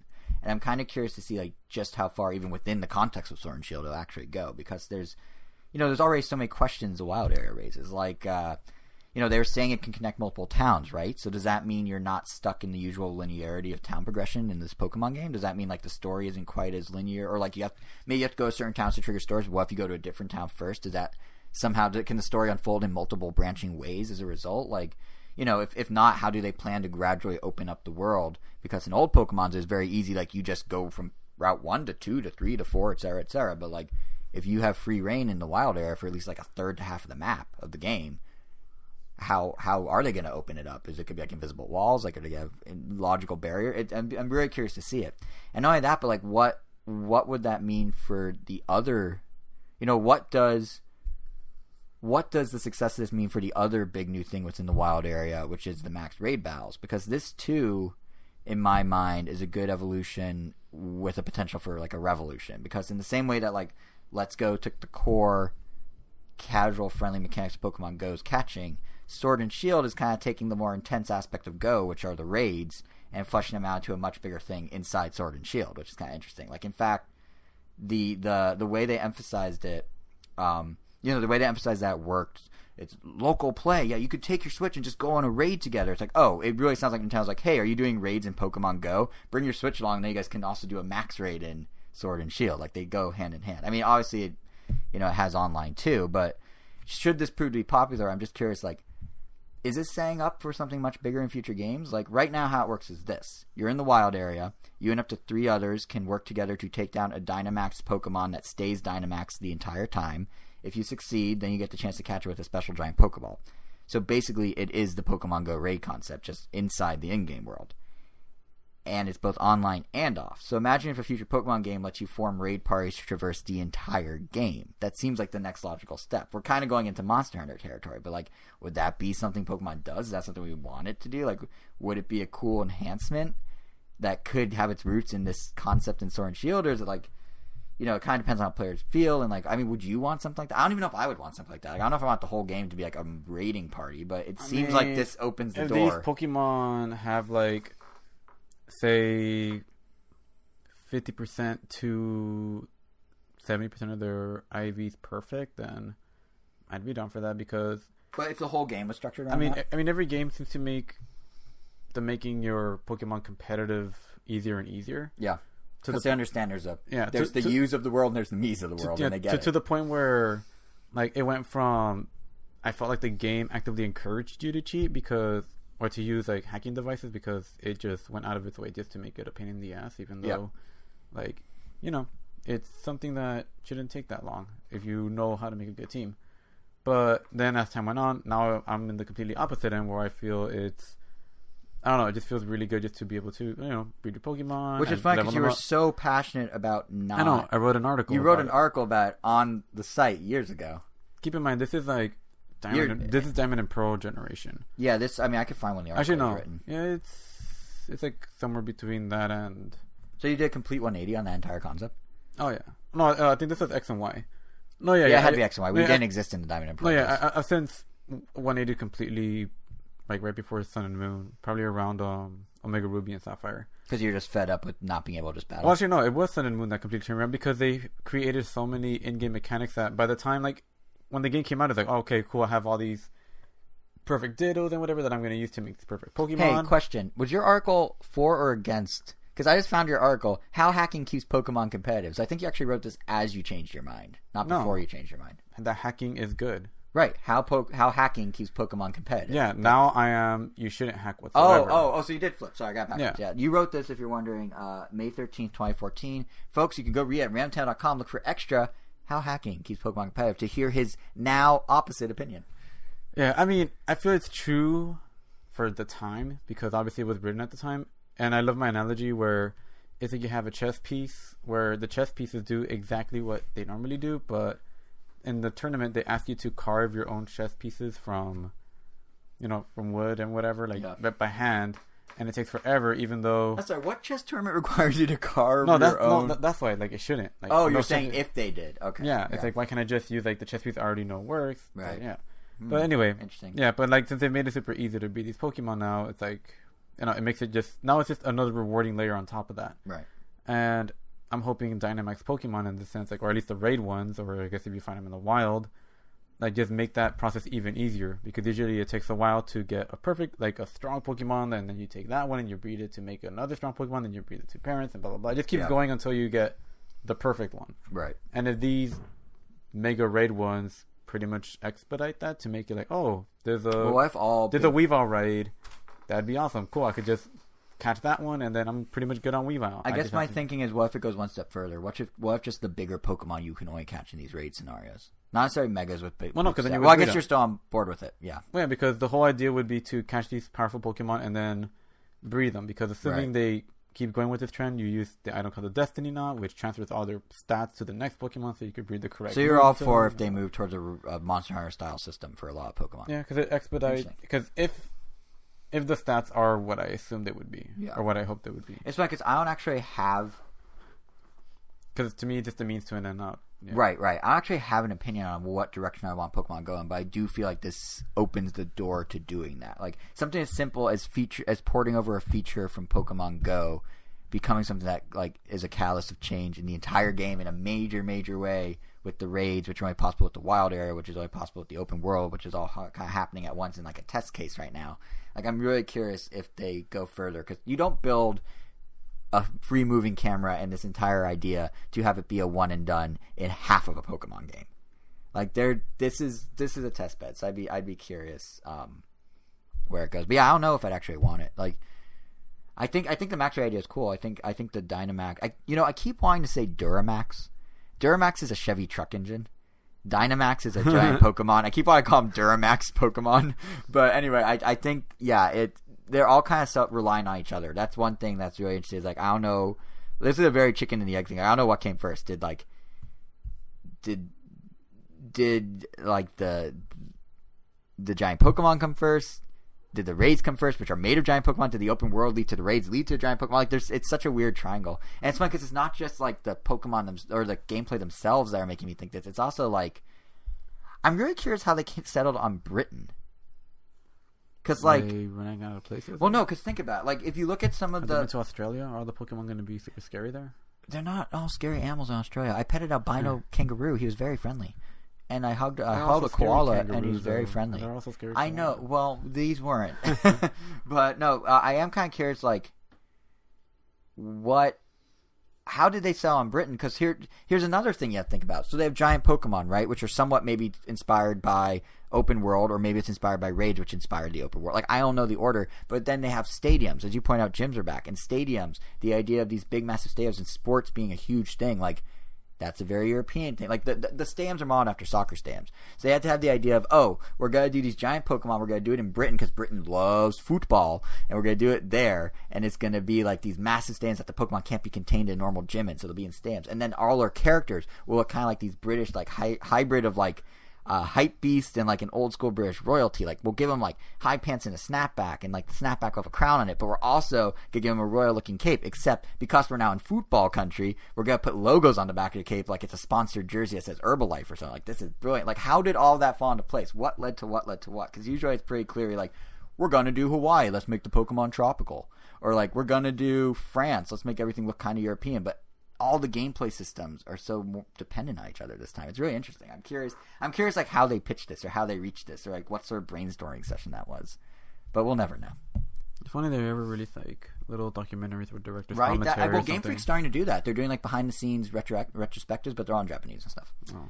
But that does bring us to the very last piece of the Pokemon Sword and Shield Direct, which is the Pokemon. They are doing some that look kind of like medieval and British, like Scotland has a lost sheep, so obviously new internet drawing favorite Wooloo is a logical fit. And then, there's like Corviknight and Dreadnought, which look like they have armor to some extent. Dreadnought, if they made him shiny, could totally be like a Bowser doppelganger. Yeah. And then there's the legendary. There's a rumor actually of an electric type Corgi coming down the pipe, which could be cool. There's an already confirmed camp of legendaries, the one with the sword, the one with the shield. So I don't know. Any particular favorites you have? Not yet. Yeah, I think I don't understand the obsession with Wooloo. No offense to those who love her, him, it. I mean, all the Pokemon, I think they're fine. Like, I like them enough. They're I'm glad it's not. You're gonna hate me for bringing this up. I'm glad it's not a keychain or a refrigerator or an ice cream cone. I'm glad they're like doing real looking creatures. Yeah, the average person would say that. Yeah. So, I think that's I think that's it for Pokemon Sword and Shield. And that's basically what's in store for the immediate future of Pokemon. Like the two versions, Sword and Shield, they're out November 15th. If you want, you can get them both. There's a double pack available for pre-order now. I don't understand people who do that, but more power to you if you want to spend $115. But what's funny is Pokemon Company didn't, because not everyone has friends that they could trade with, or they could get all. But the you can do it online now. It's fine. Yeah, but I guess online is unpredictable, and you do get hacked Pokemon online a lot. That's true. Fair enough. But the double pack I get. Pokemon Sword and Shield we're done with. But what's funny is Pokemon Company didn't just stop there. Oh no.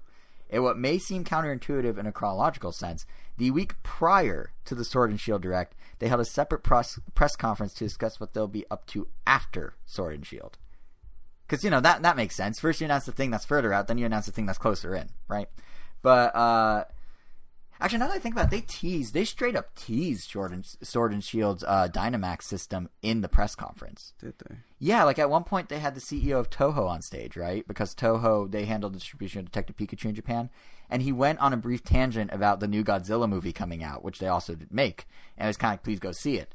And it's weird-ish. But then Ishihara, the CEO of Pokemon Company, he made a crack about how nice it was for the Toho guy to insert a bit of news completely unrelated to Pokemon.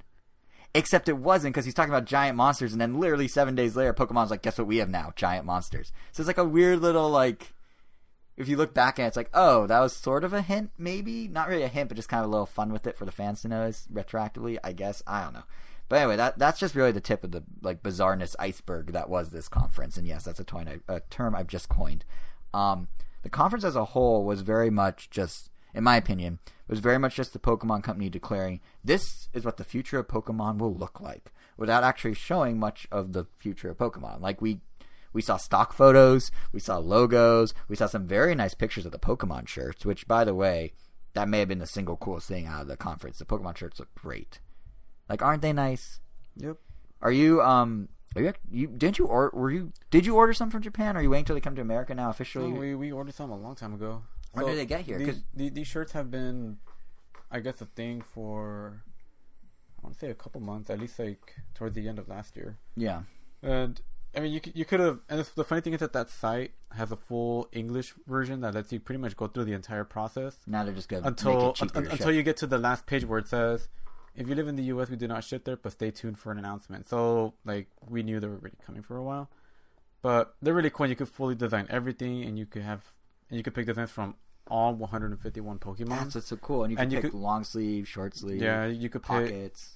Pick button down shirts, casual shirts, and you could change like the inner cuff. You could change the inner neck. I guess the button part in the middle. Everything is customizable, which is crazy. And they look so stylish. I like my subtle video game shirts, and they're very subtle at times. There are more winners than questionable ones, for sure. There are some that are like, this is a little too much. I mean, it's hard because it's 150 different Pokemon you have to make shirts for. Like, they have to come with 150 designs. Well, yeah, but I mean, like, a lot of the designs are just, like, really good. And some of them could have just been like, oh, just do this, but with this Pokemon. Yeah, no, that's my... Yeah. But then some of them are, like, trying to do this other thing that, I don't know. Well, that's my point. You have 150 ideas, they're not all going to be winners. Yeah, but they're also all made by different people, too. Right. No, but I mean, like, even then, you're commissioning 150 ideas. They can't all be equally good winners, yeah. But, yeah, it is cool. It's a really great thing. But that's not the real story from the conference. Sadly, the designs were just, like, a secondary thing. I think the real story was the incredibly odd Pokemon Sleep. Now, odd doesn't necessarily mean bad, but that's only because they didn't say anything. We have literally no idea what to make of it. Like, here's all we actually know about it. I'm just glad I waited on getting the Pokeball Plus. I could get the because you get the plus. Yeah. The plus. I mean, that looks easier to carry around, and it seems to serve as many different things. By the way, the name Pokemon Go Plus is just another example of how bad Nintendo is at naming things. Like, I mean, I get it. It's a Pokemon Go plus it tracks sleep.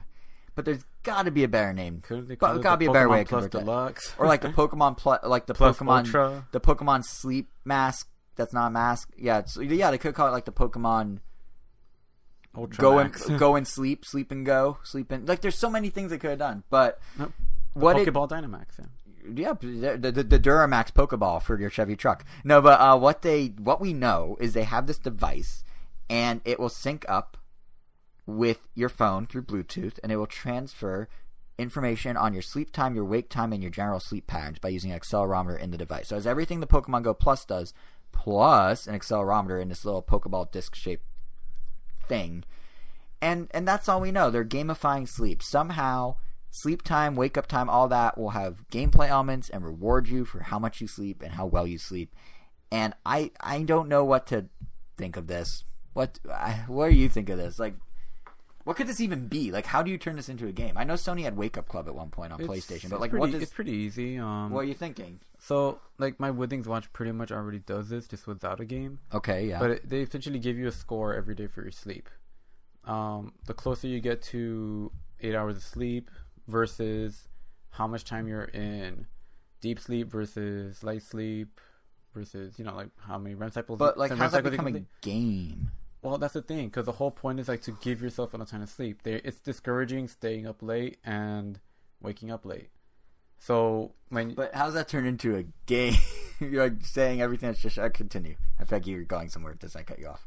Yeah, I mean, it's pretty much just it's gamifying the habit. It's you're probably just gonna want to get good scores which will somehow, like, I guess, translate to, I guess, Pokemon points out. I guess with either Power Up Pokemon or something like that. I guess what I mean is, like, Pokemon Go, they didn't exactly gamify walking. They made walking a part of a game.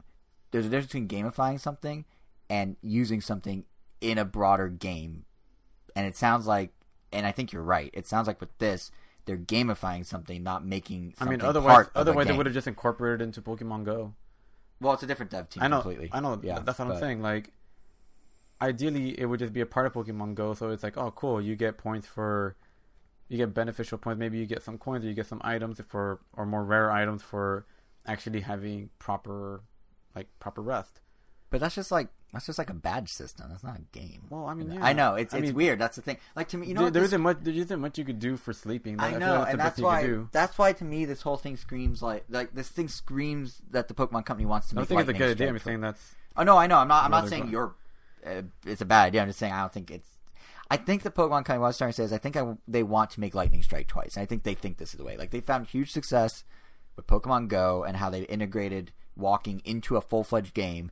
And now they seem to think it's a mission of theirs to find other ways Pokemon can, like, enhance and make fun routine parts of your life that can be healthier, that can lead to better health, which is, that's noble. Like, it's very much what Apple's doing with the Apple Watch these days. I mean, like, sleep is definitely a category that a lot of people totally, neglect. and it's the exact that Apple Watch can't even really touch right now. Right. And I just mean but I mean, like, it's the same idea. Like, Apple has turned the Apple Watch from being like this all-in-one device to really a health-focused device. Like, they just announced with WatchOS 6 in the fall, it'll have a noise tracker and alert you to loud noises, so you can have good ear and hearing health, which is a nice thing. And it seems like Pokemon's kind of doing this entire idea as well with the brand of Pokemon, except they're doing it with like Pikachus and Bulbasaurs and not just like alerts on your wrist. So whatever. But I don't fault them for that. Like, I don't fault Pokemon for trying to do this. Like, Pokemon Go gave the company a taste of what massive fiscal year profits can look like, and now they want to keep doing that. Like, if you look at Pokemon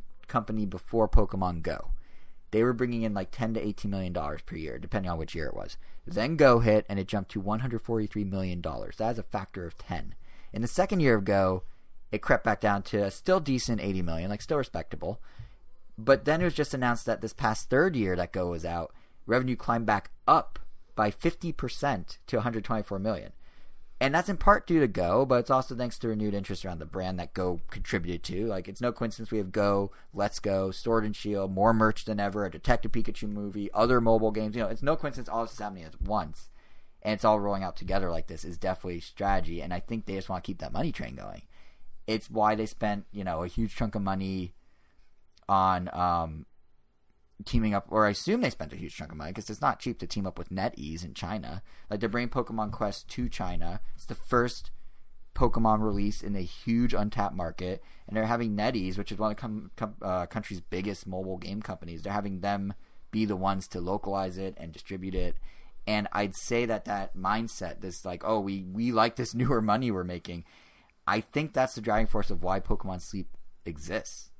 And I don't know, maybe they have a brilliant idea. Maybe it is just gamification, like you were saying. Maybe it's some crazy new brilliant thing. But I think Pokemon looked at it and it was just like, there's a chance to make money here. We can keep up our idea of making a healthier life, which is a noble cause. And we can do something that's kind of different and innovative. Let's roll with it. Let's just see where it goes. And whatever it turns into, what's nice for them is Nintendo already did so much of the research for them. Because you may recall for a while there, Nintendo, back under Iwata, was investing in their so-called quality of life platform, which was a remote sleep tracking device you put next to you while sleeping, just like the Pokemon Go++. And Bloomberg, I believe, later reported that they shelved it because they couldn't make it feel Nintendo-y enough, like it felt clinical, not fun. And now, lo and behold, here's Nintendo producing a sleep tracking product with a video game hook of some sort. They pawned it off on Pokemon? Or not necessarily pawned it off, but they found the hook. The hook is Pokemon is starting to strategize around health because they see a huge money-making opportunity there, and they see success with Pokemon Go. What if the missing hook for our sleep thing, hypothetically, is whatever Pokemon's thinking of for their sleep thing? And we don't know much of what the quality of life project itself ended up being before it was integrated with Pokemon Sleep. We don't even know how much of the quality of life project is actually in Pokemon Sleep, but it's just another example of like Nintendo never gives up on an idea. It's the sleep version of their multiple stabs at 3D, or gameplay across screens, or accessories you can scan to get extras like e-reader cards or amiibo. Like, this is just what Nintendo does. So now the question becomes, at least in my mind, is it an innovation gimmick for the sake of an innovation gimmick, or is it actually something cool? Is it just gamification like you say? Yeah. Is it a gamification thing like you say, or is it like an inspired thing that we're not even thinking of? Because it can go one of two ways in my mind. And I think the easiest way to explain it is a Nintendo metaphor. So either one way of looking at it is Pokemon Go was the DS, and Pokemon Sleep will be the Wii. Meaning one innovative idea fed into another, and both were able to stand on their own as enticing individual propositions, but they were very closely linked in strategy and concept. Or Pokemon Go was the Wii, and Pokemon Sleep will be the Wii U, meaning they tried to match a generally innovative thing by riding its coattails with what amounts to more of a gimmick that isn't really enticing on its own and doesn't really have much direct synergy as much as Nintendo wanted to pretend it did. So that's the two routes it can go, I think. But if you want to take that Nintendo metaphor like one step further, through the DS, the Wii, and the Wii U days, they had a safety net. The core fan base was always there and was always going to support them. Wii U was one of Nintendo's worst selling consoles, right? But they still pumped out content for the diehards, and the diehards, that's us. We still bought it in the millions. We spent, we got millions of copies of Mario Kart were sold. Not as many as on Switch, but still millions. Millions of copies of 3D World, of Smash. They still make games.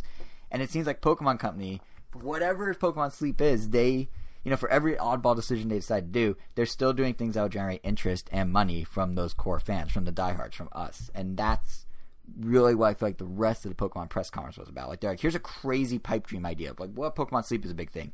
We'll tell you more about it. Maybe it is. Investors, keep an eye out.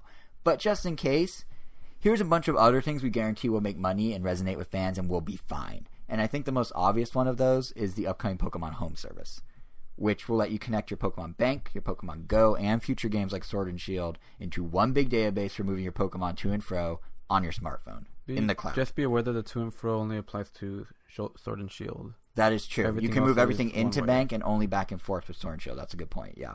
And kind of like, let's go to Pokemon Go. Those Pokemon you send over there. Yeah, but and in the same way, it's, I think, a major. But I mean, it doesn't really matter, since ultimately you want to move it to the newest thing. Pokemon Sword and Shield are the newest generation. Everything else is essentially getting replaced. So yeah, and not only that, but like, think about, like, from their perspective, they have however many. I don't want to have to keep going to my DS.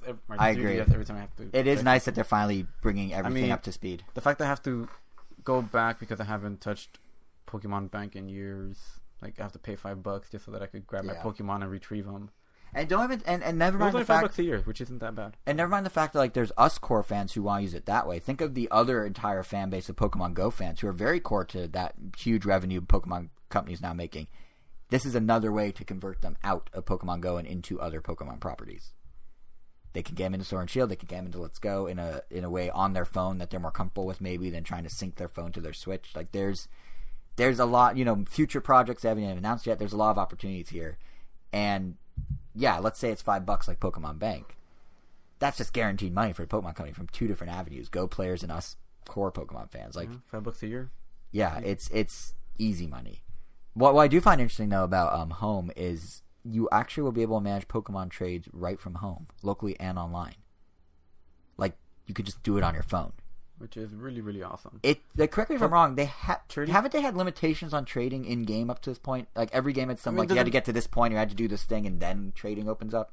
Yeah, but I mean, that I'm sure will still be in place, because that is to prevent people from trading in a level 100 Pokemon from previous game, so that you could just like steamroll the whole story. No, I know, but I'm just saying it's interesting that they're finally, on some level, letting go of that idea. Granted, it won't help you in Sword and Shield because you can only import in. I feel like that's a completely different thing. What they're letting go mainly is just the fact that you can only do one Pokemon at a time, and you have to wait through this long animation that at this point. Well, we don't know that. We don't know how long the animation will be, and we don't know if you can batch.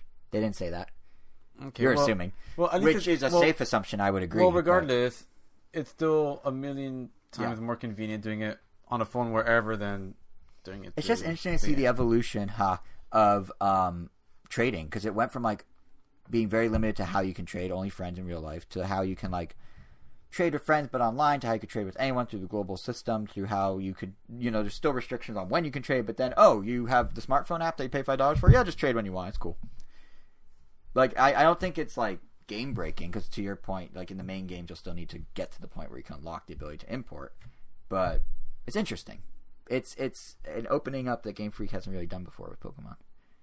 So kind of neat. I also found it kind of clever how they chose to counterbalance the weird new sleeping app experiment with promises of games that are guaranteed to do at least decently. One was Detective Pikachu, which we didn't see anything of, but know is now coming to Switch as a port with a new ending. Took them long enough. I felt like they should have done that when the movie came out. Maybe they'll time it with the DVD. I don't know, but there it is. It's happening. But the other is a new smartphone DVD, game. what is it? I mean, Blu-ray. Yeah, they should release it with the Betamax. Blu-ray. What year is this? Betamax. They should release it on VHS. Yeah, the digital download. I meant the 4K release. Blu-ray is 4K. 4K is Blu-ray. They're the same. Or whatever. There is Blu-rays that are not 4K, but there's no 4K that's not Blu-ray in a physical form. Is it? Yeah. In a physical form, like a disc, only Blu-ray. Are you sure? So what are these? Blu-ray, but they're Disney branded. 4K Ultra. Okay, give me that. I mean, this is Spider-Man Into the Spider-Verse. Yeah, it's two different things. No. There's only one format. Blu-ray. It's right there next to the Sony logo. Blu-ray disc. Yeah, that's the Sony part. I mean, that's the Blu-ray part. Why do they have two logos on the other side then? Wait, let me see something. I see your point because it says Blu-ray and 4K. Let me look at the discs. Huh. They both have a blue... Oh. What? Oh, right there. Ultra HD Blu-ray. Oh, yeah. Second logo on the HD 4K disc. Yeah, so they're both Blu-ray. Yes, Blu-ray can support up to 4K, but there's no non-4K disc format. No, I know. I mean, there's no non-Blu-ray 4K. No, I just mean that there's not like, I guess it's another format. It's still Blu-ray. There's branding different, but it's still ultimately Blu-ray. It's like CD-ROM versus like compact disc versus like it's all the same thing. It's labeled. I mean, I guess at this point it's like 720 and 1080. Yeah, exactly. Yeah. It's just another resolution. Anyway, what was I going with this? Where was I going with this? Does it matter? I don't know. I was going to talk about the smartphone game. Oh, yeah, Detective Pikachu. So that's one way they're making money. The other is this smartphone game, which is like, I think this is bound to do well, even if the game's whatever, because it leans all the way in on the fan service. It's like full, oh, you don't care about sleeping and you're a Pokemon fan? Well, you know what you do care about? Pokemon Masters. Or at least that's what they're hoping, which is a game where the entire premise is that you get to see and battle all the past Pokemon trainers in a single place. It's like the Hyrule Warriors of Pokemon, except it will still apparently play kind of like Pokemon and not like a Warriors game. And they haven't said too much, except they'll offer, quote, a new type of battling that's, quote, casual, but still uniquely Pokemon. I don't know what that means. Like, it sounds like it's just a looser... I mean, I'm kind of curious to see what that actually turns into. Have you seen the footage? What do you think of it? I don't get it. Yeah, it's weird because it's You're like... just fighting, or you are legendary trainer? No, it seems like you will go through a series of battles of fighting other legendary trainers in 3-on-3 battles where they team up with some, but they don't with others. See, I don't know. That's what I... It's weird. And the battle system is weird. Because something's implied that you get to create a team of the legendary trainers. Like almost like maybe you're right. Maybe you're like a coach and you pick your team. It sounds like you collect these trainers and you use them kind of like Pokemon. Like Fire Emblem status. But then the battles play out like Pokemon. Yeah, but you still that's it. So I'm assuming the gotcha thing is, oh cool, I got Brock. Now I get to I think you're use right. Brock in battle. Oh right. cool, now I have Misty. And the trainers come with their Pokemon. Oh, now I have Red from Sun and Moon from Gold and Silver. Oh cool, now I have Red from Red and Blue or whatever. Oh cool, now I have Red from Fire Red and Leaf Green. Oh cool, now I have Red from... They each have slightly different Pokemon. Right? Yeah, no, actually, that makes much more sense. And you're right on point about the gacha thing, because it is being developed by DNA. This is the game that they teased a month or two ago that we're like, what could it be? And the answer is this. It's funny, though, because the concept actually came from Game Freak itself. It came from Ken Sugimori. He's the guy that did all the original Pokemon art. And he's like, hey, well, if we did something with all these trainers, and then it seems like, yeah, this is what you do. You collect trainers as if they're Pokemon, and then you battle them. What's weird to me is, like, the battle system. It looks like what I saw is there's one big attack button, one item button, and some sort of like elemental type icon button thing. And that's all we really know. We don't really know how it plays. But in terms of like guaranteed revenue versus a gamble like Pokemon Sleep, this does seem like it'll tick the necessary boxes. Like the meat of the game looks to be battles. They're perhaps strung together as a story that ropes in all these trainers and makes the gacha make sense. I don't know. But it does seem like it's something that will be kind of like a faster, quicker, more casual thing that main Pokemon fans will like because it has all the nostalgia hooks. So we'll see. I mean, we'll get a better sense of it pretty soon. They're promising more info this month sometime, probably after E3 if I had to guess. So we'll see. But yeah, unless there's any other Pokemon press conference or Pokemon Direct stuff, I think we finally just got talked through. Enough about Pokemon for a while. I think we just got through all the Pokemon news there could possibly be. We'll have impressions from E3 next episode, but yeah, I don't know what else there's to say. But you know what's funny is like we've only talked about Nintendo at this point. Like, believe it or not, there was more than Nintendo these past few weeks. Like the pre-3 weeks are always a busy time for announcement and leaks. And like, boy, there were a lot of leaks this year. Like RIP to Bandai Namco's security team. They really botched that one. Their entire lineup leaked. It's crazy. But anyway, there's no way we can possibly cover all the third-party stuff, but we wanted to still touch on a few because, you know, they're part of the bigger Switch story at E3 in general. So what Andrew and I decided to do for you guys is we picked 3 different stories that each represent one aspect of kind of the broader Switch third-party story and situation that we're currently in. So we're giving you the good, we're giving you the bad, and we're giving you the weird. And we're going to start with the good. And these are going to be kind of like rapid-fire style. So here we go. The good is a new Yooka-Laylee, which was a surprise announced by the gang at Platonic on Friday, I want to say, and it's called Yooka-Laylee and the Impossible Lair. And it's interesting because it seems to be trading in the inspiration of like the original 3D Banjo-Kazooie gameplay for 2D platforming a la Donkey Kong Country, but mixed with like almost Zelda, or maybe if you're keeping it in the realm of rare games, kind of like Banjo-Kazooie Grunty's Revenge, the top-down one from Game Boy Advance. Like it's kind of that. So what it means or how it will work is that levels play out in side-scrolling, fully polygonal, like 2.5D, very much like the Donkey Kong Country games. And it really wears that inspiration on its sleeve, like right down to there's a DK style roll attack that you can do as Yooka-Laylee. The music's composed by David Weiss and Grant Kirkhope. And then on top of that, so you have all that, and that's just like, okay, they're doing a Donkey Kong Country, fine. But then on top of that, you have the top-down overworld gameplay with the puzzles to solve and the different areas to explore. And I know you saw the trailer. What did it look cool to you? What do you think?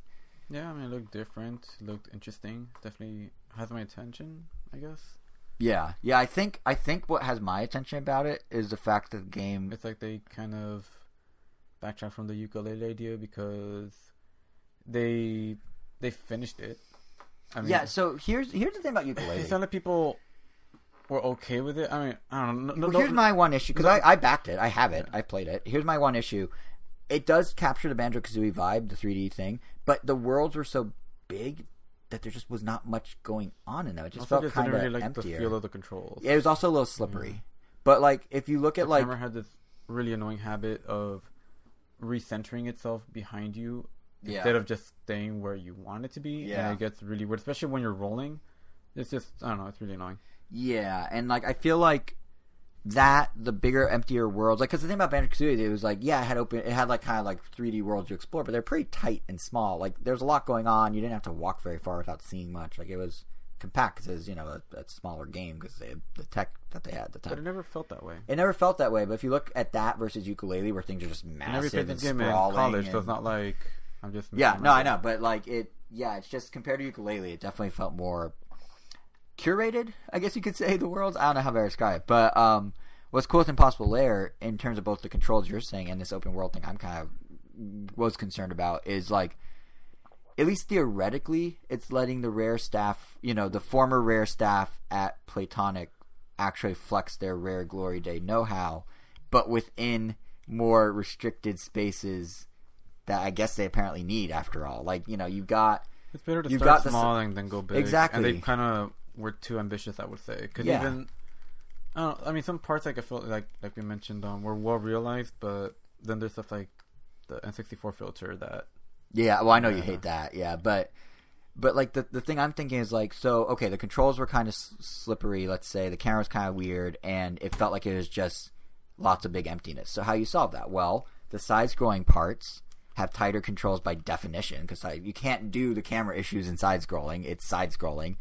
So it lets them focus on the platform design. They don't have to figure out how to string together emptiness between platforming. They can just do the platforming, and they're good. Then you have, like, the compactness of making the overworld top-down. Like, it looks pretty compact and small and linear-ish. And that lets them directly address the empty world issue by just, the puzzles are there, but you don't have to, much like the platform, you don't have to worry about figuring out how to string them together. So you could do, like, the 3D puzzles and the 2D platforming and put them together, but it's two different types of gameplay within one game, and you're fine. You don't have, it's like the pieces that worked well, they broke off, and then the things that didn't work well, they just let fall to the wayside. So, theoretically, at least, that's the promise that this game has to me, at least. And if they pull it off, it seems like it could be fun. I'm not sure if the game's going to be on the floor to demo this week. Platonic is promising more details during E3.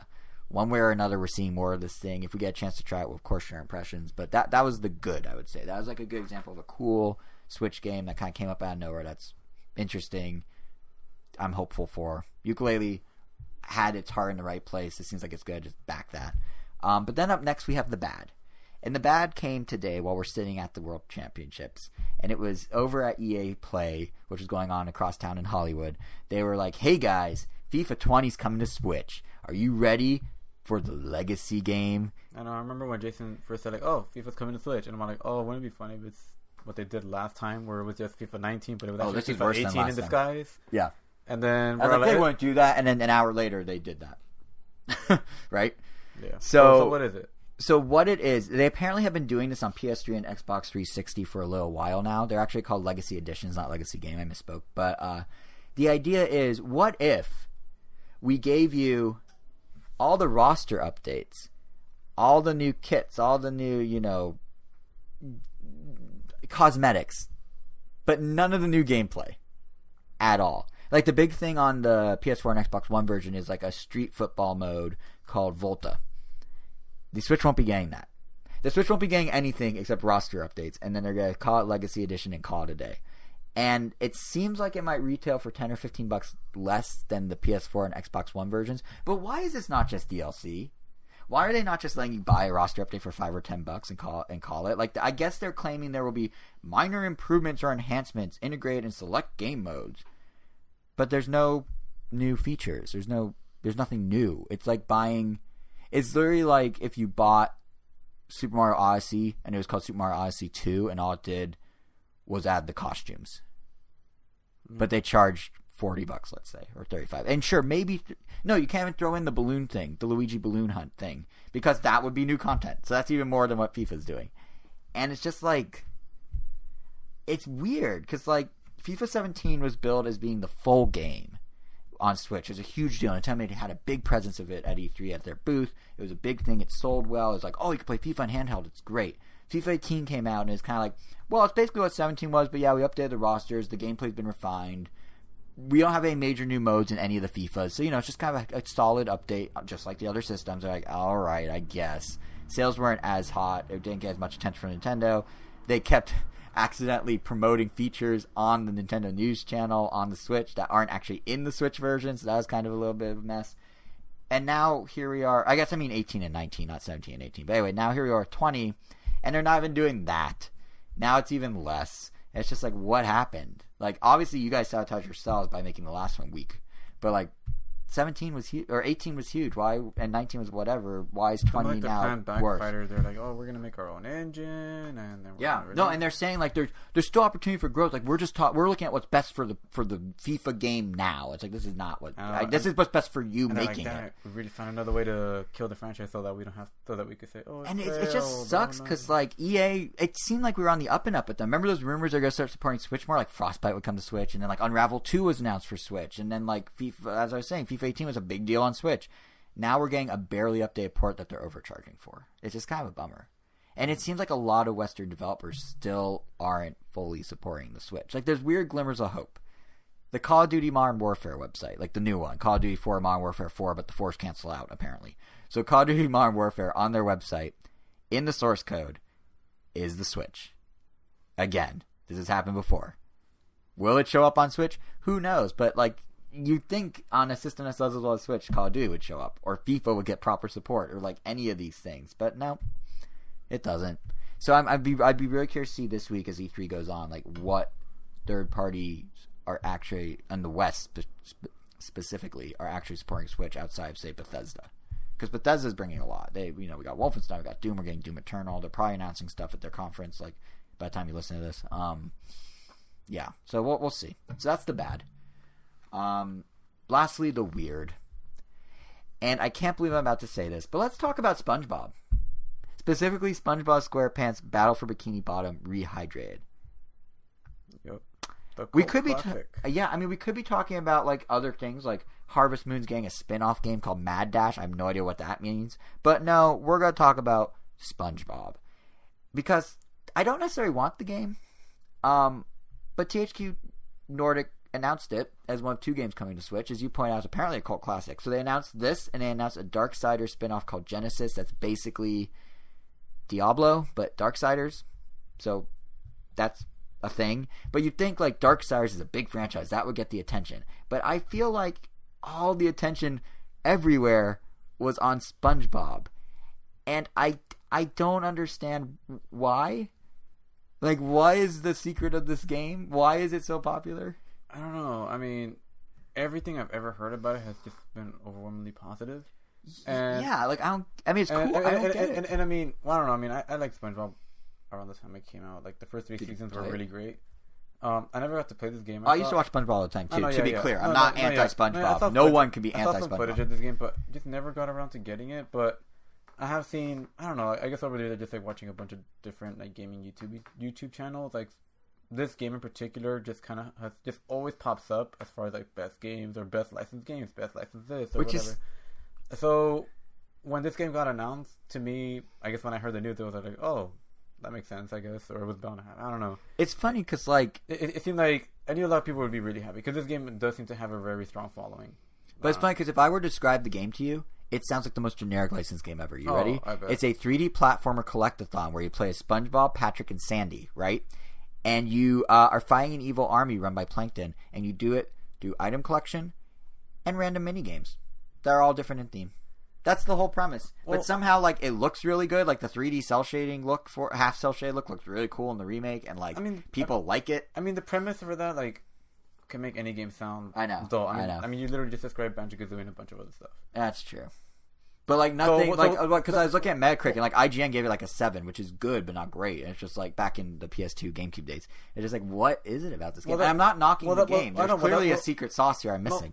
No, yeah. Well, I thought you were going to say, like, oh, this is clearly the secret. We're missing the secret formula. You know, SpongeBob. Oh, I can't believe I missed that. Can we do that over? Can we just rewind the tape? Because, I mean, there must be something about maybe the mechanics of the game. Like, maybe just the way the gameplay works. Like, it's just maybe it has very snappy controls that just feel really good. Maybe some of these mini-games kind of like, you don't really care all too much about Monkey Ball, but those specific Monkey Ball mini-games were really solid. Like, maybe hold on. Back up. I do love Monkey Ball. I just ultra love Monkey Target.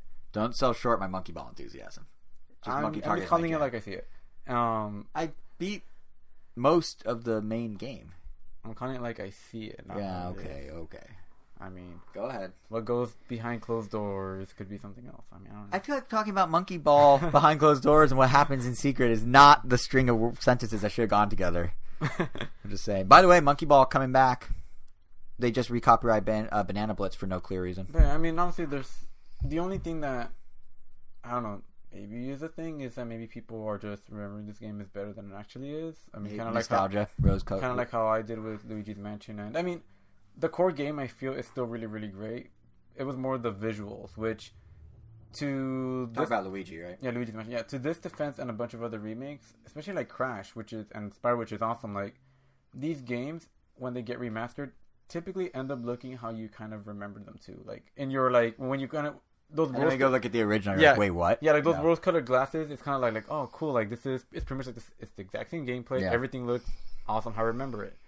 But then when you go back, it's like, oh god, it actually kind of becomes unplayable sometimes. So, SpongeBob, at least on the visual side, will probably like get that same effect where people still love that. It does look good, even as someone that doesn't remember the first game. Yeah, I mean, I don't know. I'm sure. I don't know. I guess we haven't played it, so yeah, I think, and I feel like.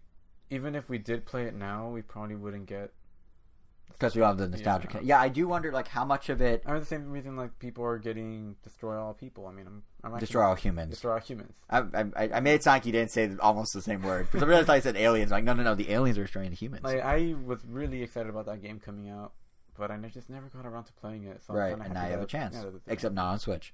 But I was gonna say it is funny with SpongeBob because I guess going into it, I just was like. Is it the nostalgia? Is it actually good? Is it like the SpongeBob meme culture we have right now that everyone's just like, oh my god, it's SpongeBob? Like, it's just there was such a burst of interest. It's definitely. Like, I guess it just falls like on those like hidden gem kind of deals. Kind of like to the same vein, it feels like a different generation's GoldenEye because GoldenEye is like a licensed game that like didn't really have any right to be like the cult classic that it is today. It's just like just the GoldenEye game. I don't know. It ended up just being really, really good. Well, it did something that no other game had done at the time. It brought first-person shooters to consoles in a way that made sense. Actually, yeah, that's true. That game was it was actually pretty innovative. But I get your point. And I do. And to be fair, the Transformers game for DS, based on the 2007 movie with Michael Bay, is way better than you sound like you're reading a bibliography or something. It's better than it has any right to be. Like it's a fair. Really solid open world game that they somehow fit on the first DS, where you can transform at will. Into a helicopter, anything, and fly anywhere, and it's like, wow, like the people that made this must have really had this passion to make this game like super awesome as it is. Like you can literally play multiplayer and play tag and like just chase each other and your transform vehicles and stuff. I don't know. And frankly, I suspect SpongeBob's one of those situations. They just do a really good job with it. And to be honest, like some of the stuff in Rehydrated, that's the name of it, SpongeBob, SquarePants, Bikini Bomb. Battle for Bikini. Battle for Bikini Bottom, Rehydrated. Some of that actually sounds cool. Like, it is cool they're adding previously cut content. Like, they're actually building in ideas they didn't have time to build the first time. And then there's an online or offline 2-player Horde mode. And I just want to know what the Horde is made of. I'm assuming angry robots. I'm secretly hoping just Plankton clones. Or, like, SpongeBob memes coming at you. Just, like, small layer, capital layer, small layer, capital layer, all coming in at you. The memes. I mean, they do sell them at Target.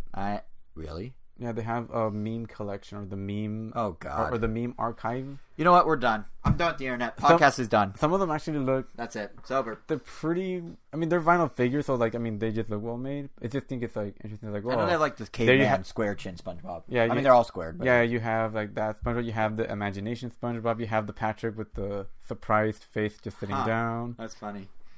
Yeah. But no, I'm not king. I'm done with the internet. We're wrapping this podcast. And the and the fan favorite, that one where he's like kind of posed like a chicken that's trying. Yeah, that's one as the small layer, big layer, small layer, the mocking one. Yeah, that's maybe that's the Horde. It's just those guys clucking at you. Yeah. But no, in all seriousness, unless you have any other topics you want to cover, that's pretty much it, dude. We're back with total E3 overload next episode. Like, this was a lot, and it wasn't even fully E3 yet. This was just the build up, as our name implies. But we'll be back in our regular bi-weekly time, which means Sunday, June 23rd, with a total E3 blowout. It's actually, I kind of like that, the 23rd, because it's nicely removed from the commotion and hubbubaloo of the actual convention. Meaning we'll be able to bring you guys like our fully informed opinions on all the big news, and so many game impressions that we'll have time to actually like stop and think about. I mean, like, so many impressions. It's gonna be a lot. So you have no idea. So I mean, we don't even know. You can't know because we don't know how many we're gonna play. But it's gonna be a lot. So to make sure you don't miss it, like, this is one of our biggest episodes of the year. Be sure to follow and subscribe us. Follow us and subscribe to us. There we go. Dude, I've been up since 5 a.m. It's 10 p.m. right now. It's been a long day. Anyway. It's been a long day of sitting watching video games. But anyway, you could follow us on Twitter at Nintendo. You can subscribe to us on any podcast app you have. We're on Apple Podcasts, Google Podcasts, Spotify, Stitcher, TuneIn. The list goes on and on. We're also on YouTube. Our channel is RamNintendo.com. And, for with E3 in particular, if you want up-to-the-minute adventures from the show floor, you can follow us individually. My Twitter is already covered in Nintendo tournament stuff, and it's like day -3 of the convention still. So I am at JSR7. Angel is Wero, WERRO_O. And, yeah, I don't know if you have anything you want to add. No, that's it. All right, so with that, I'm going to go get some sleep.